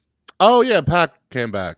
Pac came back the very next day and, Totally and he cut his hair. Forgot about him. And that's weird. After that match, Darby did attempted murder and attempted arson on Moxley by stuffing him in a body bag and lighting it on fire. So I did see Cope's tribute to Cena, the 5-knuckle. Oh, that was great. That was great. That, as I said, understated. That got one of the biggest pops of the entire. Yeah, because him and Cena were going back and forth on social with like the tributes and everything. And then there was a Cena chant at an AEW show. Like, and of course the ladder match probably led by Tony Khan. Let's go, Cena.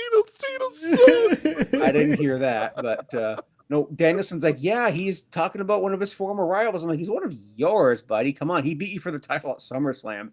You have the triple threat. Even Hanger versus Fletcher was a big coming out party for Fletcher. I'm a big fan of Kyle Fletcher. Same. Big proto star. I was like the only guy in the arena cheering him, basically. But there was a Brit right in front. Shout out to the British guy that was in front of us, getting every chant like wanker and the C word, everything. Like, the fucking cunt. Yeah, you're a wanker. You're a cunt. I love the respect that John Cena and Edge gave each other, and I also love the disrespect Miz gave Daniel Bryan. Amazing.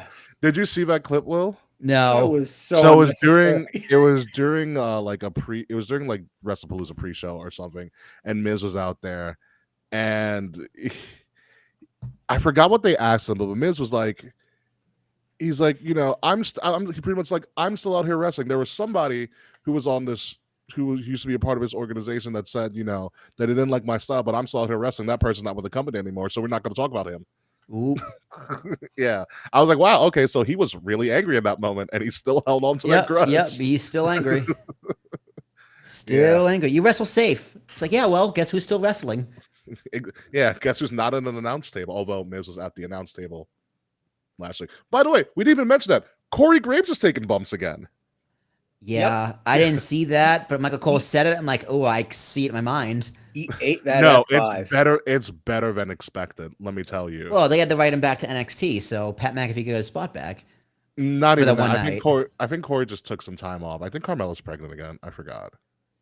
But no, Corey sold like a champ. It was on SmackDown. Pat McAfee came back the day just for WrestlePalooza. Yeah. So the Miz came in, but Corey sold like a champ. He took 2 F5s actually. It was really. I was like, wow. I guess then the ref took one too. I think the ref. yeah, The ref ate one. Ref almost let the ref broke. Yeah, he died. There. Hashtag ref bump was pretty solid. Yeah, it was really good. But anywho, Mr. Fretz, before we get out of here, unless you're sticking around for the post show, Fretz, is there anything you want to plug before we get out of here? Yes, you can find me on Fretzelmania most Fridays on Wrestle Addict Radio, right here. That's right. The cure for the common wrestling podcast. I am currently in the Attitude Era. I just did SummerSlam 97 this week. If you want a bit of a preview of what I'm doing. Fun show. 97 was a fun show. I got 3 words for you. Die, Rocky, die. Yes. That promo. That promo. We're good. We're going towards ground zero in your house. I actually got both of these on for 2 pay-per-views coming up, so that's something to talk about a little later on. 97 is a trip. I love doing this. It's a great year. It's a great year. Undercard, a little bit to be desired, but at the forefront, you got the Hearts, you got Peak Prick, Shawn Michaels, Kane's coming. It's a good time. So that's what I've been doing on Fretzelmania on Fridays. I've actually gotten back into writing again. How this podcast was a blog. I just released a "What If Bray Wyatt Lived" blog. I do need to read that. Fretzelmania.wordpress.com. That's FRETZLE Mania. Same handle TV. That's what would happen. Same handle on all the social medias. When I use it, I'm really thinking of getting rid of Twitter, but I'm on Blue Sky, Threads, and Instagram as well. At Fretzelmania, yeah. All right, folks. Yeah, no, but thank you for the plug, friends. This reminds me to subscribe to your WordPress. I know you subscribe to mine, so I definitely have to get on that after the show. But be it as it may, let's go to the post show. But before that, let's do some more plugs. Ladies and gentlemen, you have been listening to the Kings of the Rings podcast, episode number 423, so eloquently named The Rapture, because we're still here, because it doesn't actually exist. I'm your host, King Ricky Rose. You can find me at Ambassador Biggs across all social media outlets, BIGZ Ambassador Biggs. Find Kings of the Rings podcast at KOTR_podcast. Like, share, subscribe, leave us 5-star review. We got some merch coming up soon. The link to the description, all of that stuff. The links to everything is in the description below. It's also this QR code right next to me if you are watching me. If you are listening to us, make sure you're listening to Wrestle Addict Radio, the cure for the common wrestling podcast, featuring Mr. Fretz and the Fretzelmania podcast. Follow Wrestle Addict Radio socials at addict_wrestle on Twitter and at Wrestle Addict Radio, all one word. Everywhere else, again, the links to all of that are in the description below. Will Tarashok, any last words? Fretz, I want to know where you are in ECW, man, because that's my wheelhouse, man. I'm almost halfway through 1998. Let me tell you guys, WrestlePalooza in 1998 for ECW wasn't good. It was not good. WrestlePalooza 2025 was a lot better. Was that the one that had Jenna Jameson in someone's corner? No, that was the one before. That was Hardcore Heaven, because they're talking about that on Raw this week, actually. Yeah. Jenna Jameson is in 97. Yeah, she was there. That was pretty rad. That rocked. Yeah, well, I haven't. Where are you getting ECW at, Will? Is it still on like Peacock? Yes, it's on Peacock. It's on Peacock until the end of March. So I'm trying to speed through. Like I stopped watching. Time. I am on the Raw on Netflix when it is Rocky doing the Rocky Die promo. So that's how I know where I am. But ECW is still on Peacock to the end of March. So I'm just watching all ECW. I'm not saying fuck WCW. I don't even care anymore. So I'm just trying to finish ECW because that's the least likely thing to be on streaming again. So the time is running out. So my time is now. Yeah, pretty much. And so when we come back next week, or if we do come back next week, I don't know. Maybe we'll take a break or something. I don't freaking know. Are we predicting anything? That's how we know. That's how we gauge things around here. We'll when the next Rapture is. What? Yeah, right. We'll figure it out. We'll figure out how it We're feels. rewriting the Mayan calendar. You're just gonna Rewriting theology that John Nelson Darby bullied into North American Christianity in the 1820s. Gotta love history, folks. Gotta love history. When we come back at some point, we'll do the fallout from NXT No Mercy. Hopefully, there's a TNA invasion in NXT. Hopefully, we get a little bit more to this build to Crown Jewel. And hopefully, AEW doesn't have somebody that's trying to murder another person or set them on fire. But there are no promises in the world of professional wrestling. So until the next time you see us, folks, goodbye. We're the kings. Good night. We'll see you soon. Of the rings. Frets, do you want to take us out? I know you want to say it.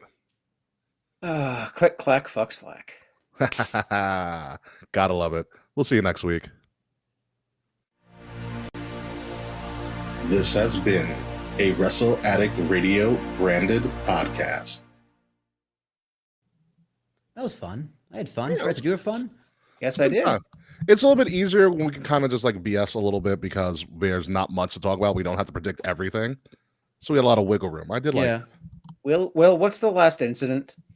What's your incident? My last incident? What is What do you that? mean- What do you mean incident? It came up on the ticker. It's like 43 days since your last incident. Oh, I don't know. That's something Fricky. That's Fricky. That's something Ricky says down there Wow, as a goof. Ricky, that's a new one. Ricky. So Ricky, what was my last incident? Well, first off, what was 43 days ago? Mm-hmm.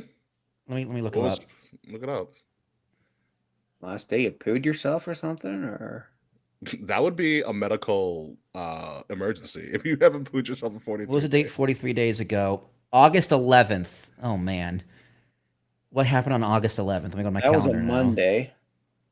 That was a Monday? What?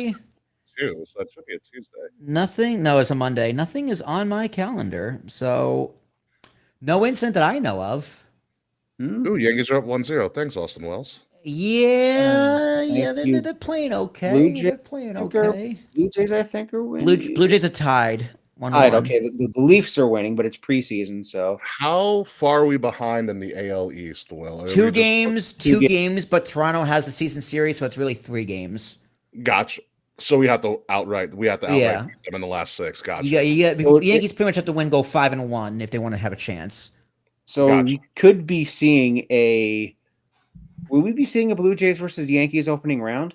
No, it No. depends. It depends who wins the East. So right now, if the playoffs ended today, Jays get the bye. Red Sox play the Yankees, and the winner plays the Blue Jays. Holy jeez. Okay. I don't like that at all, actually, Oh. because the Yankees have a better record than every other team except the Blue Jays. The Jays, I'm not familiar with the playoff format. So It changes all the time. We've already clinched.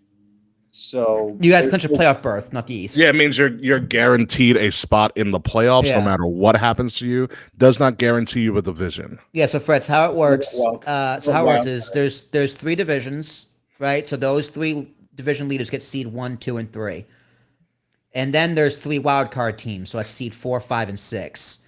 1 and 2 get buys. 3 plays 6, and the White Sox just took the lead. 3 plays 6, and then 2 and 3 play. 4 and 5 play each other. okay. So we don't have to do a wild card, or would we? Correct. You would get a bye. Oh, good. Yeah, Not for- if you win the last time we had a wild card, it was no good. Jordan Romano just, and I miss him. I actually like Romano. He was a great closer for a while. I remember Jordan Romano. He was hard as hell to hit against in MLB The Show. Fucking bastard. Oh, well, actually, you might not like this, but I'll tell you anyways. So since I'm like a Marvel Unlimited subscriber or whatever, I got a fucking email that Carnegie Hall is doing the Infinity Saga of Marvel with like the orchestra. Oh, That's Yeah. awesome. And if it wasn't like next week, I would definitely throw money to do it. But I got like 20% off the tickets to be in Carnegie and listen to like the Infinity Saga with a live orchestra. God, it's so many movies though. I think they're just gonna go through like the clips Oh, because I've seen videos of but they play like the big songs and everything. And there's like a video screen in the background, so it's like you're watching and then you're listening to. so it's almost music live. like a music video then. Kind of. That's kinda cool. No, I like that. That's actually really cool. That is a great idea. I think they've done it for Lord of the Rings too. Didn't you go to something like that? No, so what they do for that is they'll play the whole movie with the live orchestra. But Oh, so you saw the whole movie? yeah, so they do Okay. but they do one movie. They don't do all 3 movies. They just do one movie. Gotcha. Yeah. No, that's very typical. They do it for a lot of movies. If it has a recognizable soundtrack, they'll do it. Like Pirates of the Caribbean probably does it. Harry Potter does it. Star Wars definitely does it. Mm-hmm. Jurassic Park might do it if it's depending on the season or the touring or whatever. But yeah, no, definitely do something like that. It's really cool. Like I know Kingdom Hearts will do something like that where they do like the symphony orchestra and they'll have something playing on the screen.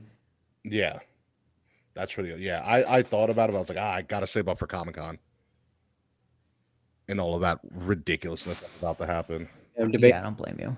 for next year already. I usually buy the tickets on Black Friday, but I have to get a hold of my buddy. He's actually going to go. Yeah. Huh. Interesting. I'm looking at Charles's requested "Am I the Asshole?" Oh, yes. Let's do it. I don't like that one. That one's a little bit too. Ooh, that's weird. Da-da-da.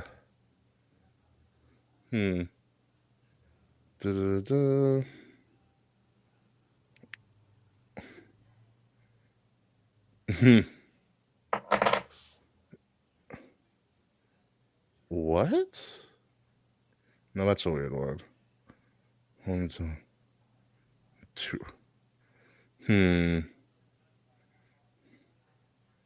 These ones aren't really grabbing me unless you can find some, Will.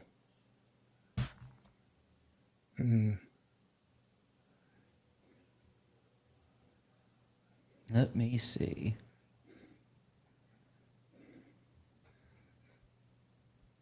Let me categorize this, actually. I'm the asshole for lying to my students about my injury. Go on. Oh, that sounds fun. I can pull this one up. I got it. It's a really short one. I, 26 male, work at an elementary school. Over the summer, I broke my leg while out hiking. I had surgery and am on the mend. Naturally, my students are all curious about my injury. In my years of working at a camp, I developed a strong lying to kids habit. So whenever my students ask how I broke my leg, I tell them a different outlandish, obviously untrue lie about how I broke it.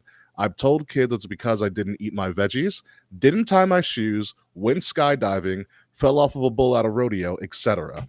I have a lot of fun with it. The kids seem to enjoy the stories and come up with their own about how I broke it. My mom hates that I do this. You're 26, dude. She thinks I'm causing some irreversible harm to them by lying to them this way. I'm just having fun, and I don't see how this could harm the kids. I'm telling age-appropriate stories. Am I the asshole for lying to kids? No. How old are the kids? Elementary school. Yeah, no, it's hilarious. Yeah, that's fine. Yeah, it's hilarious. It's fun. He's probably the coolest teacher there. Yeah, right. Well, does he say what he teaches? And how are they going to fact check him? Are they going to ask the rocks he tripped over? Yeah.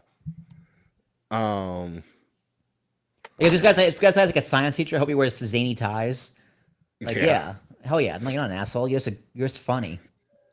So here's a good one I just found from 7 hours ago. Am I the asshole for refusing to, quote, play nice with my parents, who are 46 and 45, male and female respectively, after they replaced me?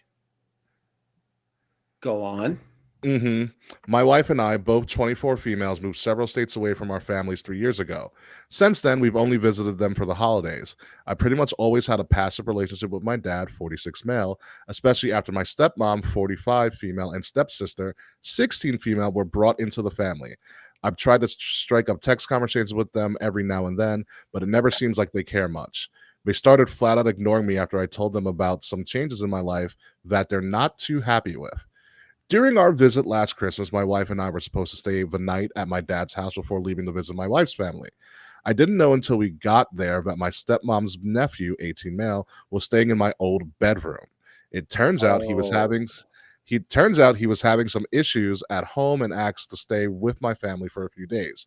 A few days turned into a few months, and he had been living there rent-free since. All of my pictures on the fridge have been replaced with pictures of him.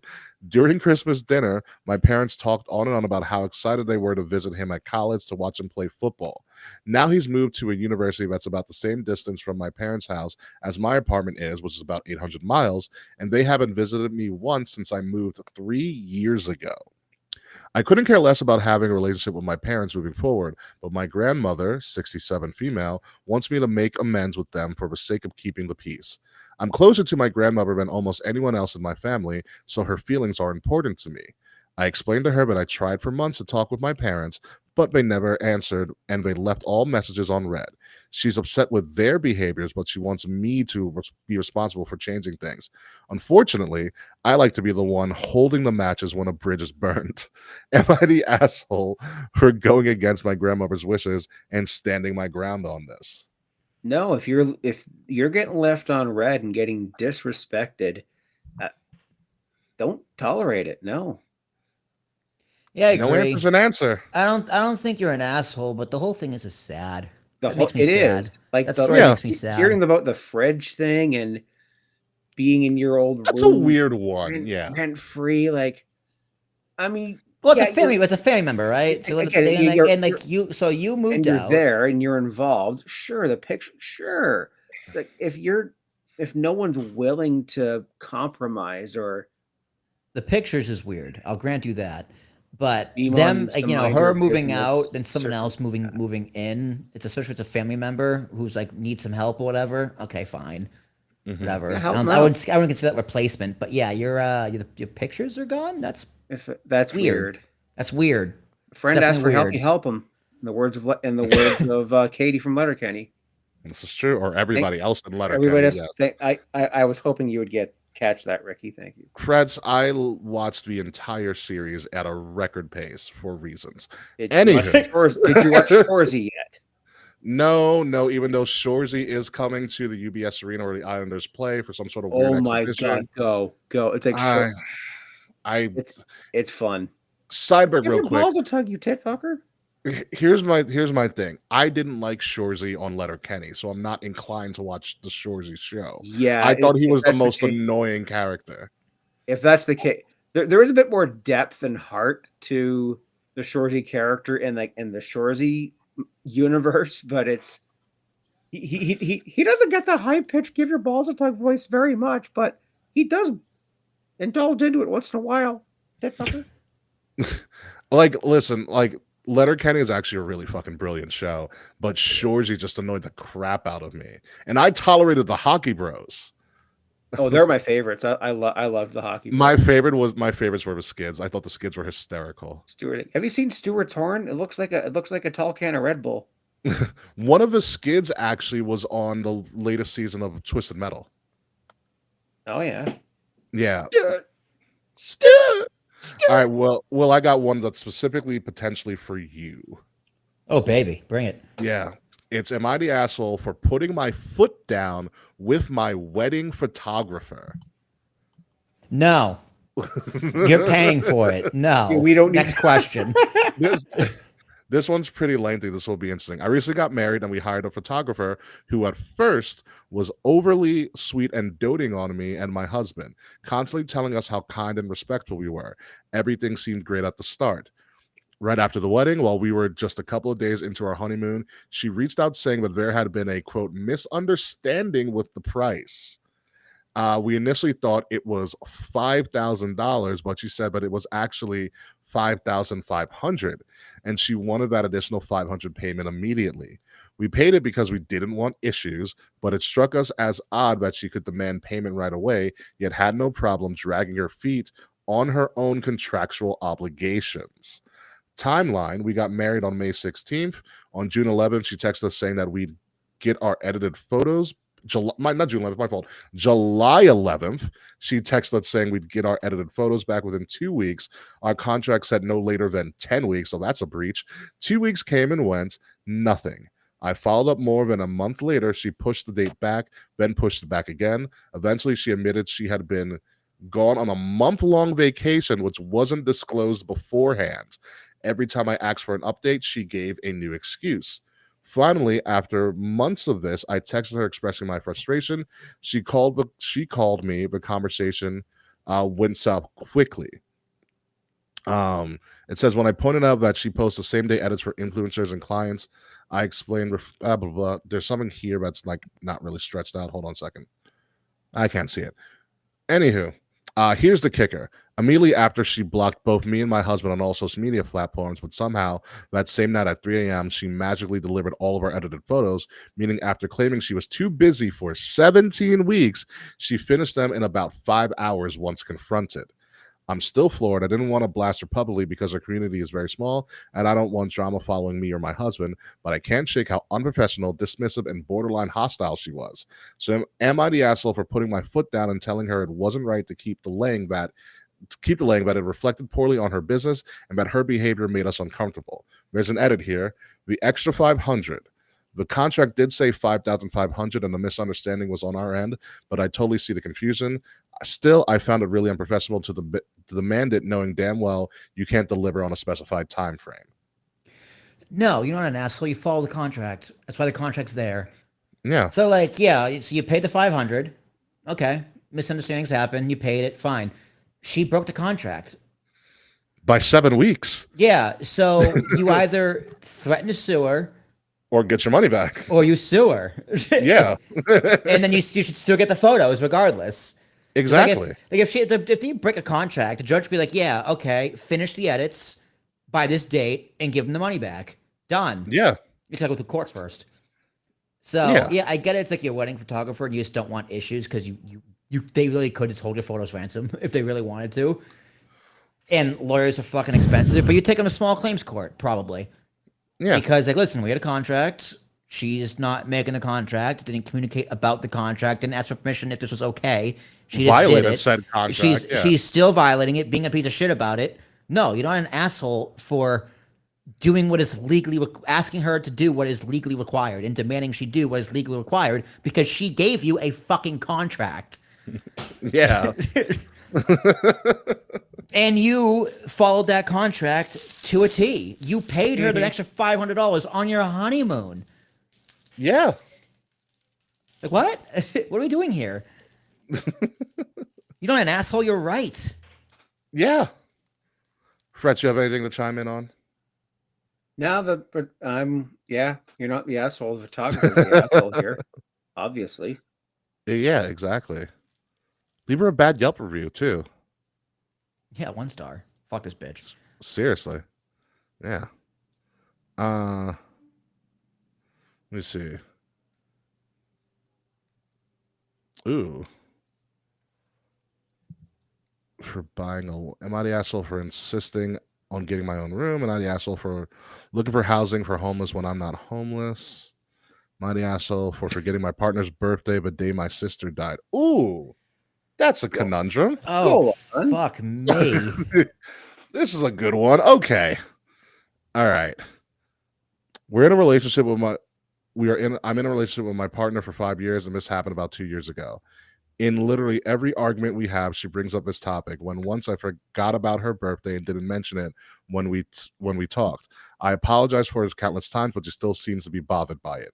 The twist, the day before, I had to fly to a different country because I got news that my sister, who battled cancer for a year, is very ill and will probably die in the next few days. The next day, which was my partner's birthday, I was in the hospital with my sister all day, who later died on that day. In the evening, when we talked with my partner on the phone, I was full of emotion, so I totally forgot about it and didn't give her my birthday wishes. I understand that her birthday is important to her, but isn't forgetting it justified by the fact that one of my loved ones just died hours before that? Yes. Yes. Absolutely. How old is your partner turning? I hope it's not like anything higher than 14. It does not state their age. It does not state their ages at all. Yeah, like that's an easy one. Like, you're obviously distraught and things are gonna slip your mind. Like, once you turn 21, your birthday doesn't matter. Yeah, like I had there's a D for actually. Well, nice. who yeah, right. Who ironically she was supposed to come to like a birthday gathering of mine, but like she canceled because it was like that the day of my birthday is the same day one of her close like childhood friends like took their own life. And Ouch. I was like, I get it. Go. Like just Do whatever you gotta do. yeah, don't worry about it. Like I got it. So I definitely not the asshole here in my opinion. I'm just like Yeah, it's you always get shadow of the doubt leeway when you get told someone died. yeah, or I don't someone's care who it about to is. die. Yeah. Yeah, like my history teacher, he's dead. And you gotta go to the funeral today. It was Okay, also go. it was also this person's like sister. Yeah, yeah. Like like I yeah, it's hard for me to be like, no, like it's their sister. I mean, and this person like went on a whim to a different country, who knows where the hell they went. Right. You know, because that, international travel is not really the cheapest thing. No, it's not. Like if it was No. say it was like their wedding. It's like, oh, my sister just died. It's like, well, now what do you do? Yeah. Because not only are you distraught, but like, okay, the rest of the family is also distraught, but you don't get that money back. Yeah. Yeah. And my grandmother's gonna be 91 next year. So I always think back when I'm thinking, yeah? it's like, that son of a bitch. What if she dies like 2 weeks before the wedding? I swear to Christ, this old broad just fucking drops dead. I'll be so mad. Oh man. I did go through that with, well, not myself, but I had my cousin had twin boys, I think less than a month before our grandmother passed away. Yeah. I mean, it happens. Like Nash's wedding, his best man, I won't say his name because in case he doesn't want me to, but the best man, we found out that morning of the rehearsal dinners the night before that his aunt died unexpectedly. Jeez. So he was like, yeah, I'm going to miss most of the rehearsal dinner. And I'm just like, well, duh. Duh, yeah, like go. Yeah, but like still there for the wedding, had a great time. But I was just like, man, that was a long day because he had to drive from Long Island all the way to South Jersey. So That's not the worst drive. I did oh, well, when you're leaving at like 3:00 in the afternoon, it is. Oh well, yes, that is horrible. That's yeah, so he was coming from Great Neck, so he had to go through the Bronx. It's not the worst. No, he doesn't have to. He can go. That was the way the GPS took him instead of going south through Staten Island.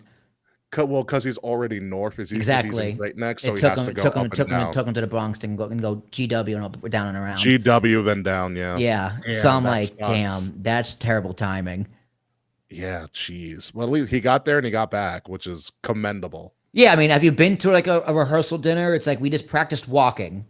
Yeah, there's nothing special about it. No, the only thing you need for like a rehearsal dinner is just, okay, who are you walking with? What's the order? That's it.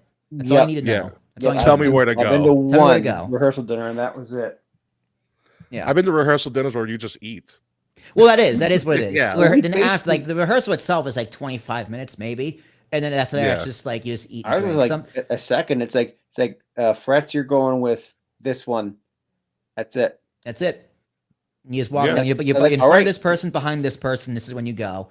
All right. See you tomorrow morning. Let's go out and have a beer and a cigar and. Yep, that's it. Some rehearsal dinners do sit down dinner like I'm doing, and some places do like buffet style, like Nash did. It's a little more open, a little more casual, some a little more formal. I think that's what we did. It was just it was one of my friends. They're divorced now, but it was the one I was a groomsman in. So yeah. I like the rehearsal dinner. It's like the people who you really want to be there all together, right? That you want to hear smaller crowd. I have a funny story about. Okay, go for it. What was it? So you remember my friend Vaughn? Will? Of course. I don't know if I've ever met Vaughn more than maybe once. Maybe once or something. But I know of Vaughn. So I was a groomsman in Vaughn's wedding, and so we didn't have a rehearsal dinner or anything. So we show up the day of for the event. This is 2017. And we were, the groomsmen and the bridesmaids were all separate. And in the groomsmen's suite, we're just getting hammered. Naturally. We're getting hammered. So many bottles. He gives us all stuff. I have a flask from there too. And then we all packed in a limo because we took the photos before the wedding. Thank God. Naturally. We go back to the suite. We get a little bit more hammered, and then we have the rehearsal procession. Vaughn told me after the wedding, he was like, I was at that rehearsal, and in his head he was like, I don't know, I don't think we're gonna make it. We're not gonna make it. We pulled it off flawlessly when the time came, though. But it was dude. Like we were kind of the same with Nash's wedding. So we got to the place at like 11:30 in the morning. Yeah, and the ceremony wasn't until like maybe 5. So we used to start drinking immediately. of It's course. like so much beer, a bottle of Crown Royal Apple. And Nice. apparently it's a Southern thing where they just go in a circle and just pass around a handle of eggnog. Oh, what time of year was this? Last week, 2 weeks ago. It's a little bit too warm for eggnog. Okay. I mean, yeah, it wasn't chilled either. But honestly, hell. Was it eggnog liqueur? Was it liqueur? No, it was just the handle of eggnog. Like in a plastic Rum. bottle. Did they have it with rum? Yeah, there's rum inside. Yeah, there's rum. Oh, there you inside. go. Yeah, All right, thank God. Of course, there was rum.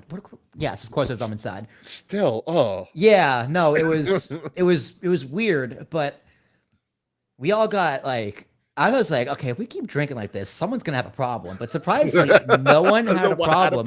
The venue was like they had a giant pitcher of water that we could refill. Oh. Nice. So it was just like Nice. naturally, like, okay, make sure everyone drink water. But I I probably think had 7 beers before we even last started. wedding I went to, that was not the case. There was just troughs of feed yourself beer.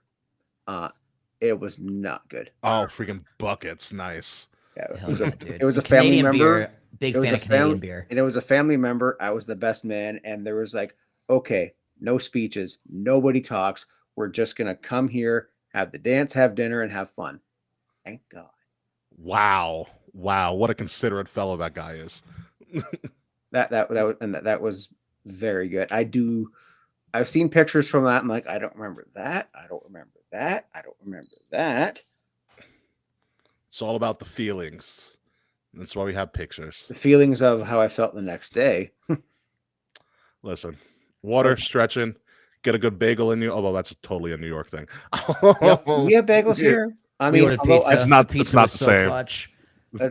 I mean, I'm not having the Montreal bagel debate this time of night, but I can't get them anymore. But anyways, it is all good. But anyway, I think it's a good time for us to move out of here.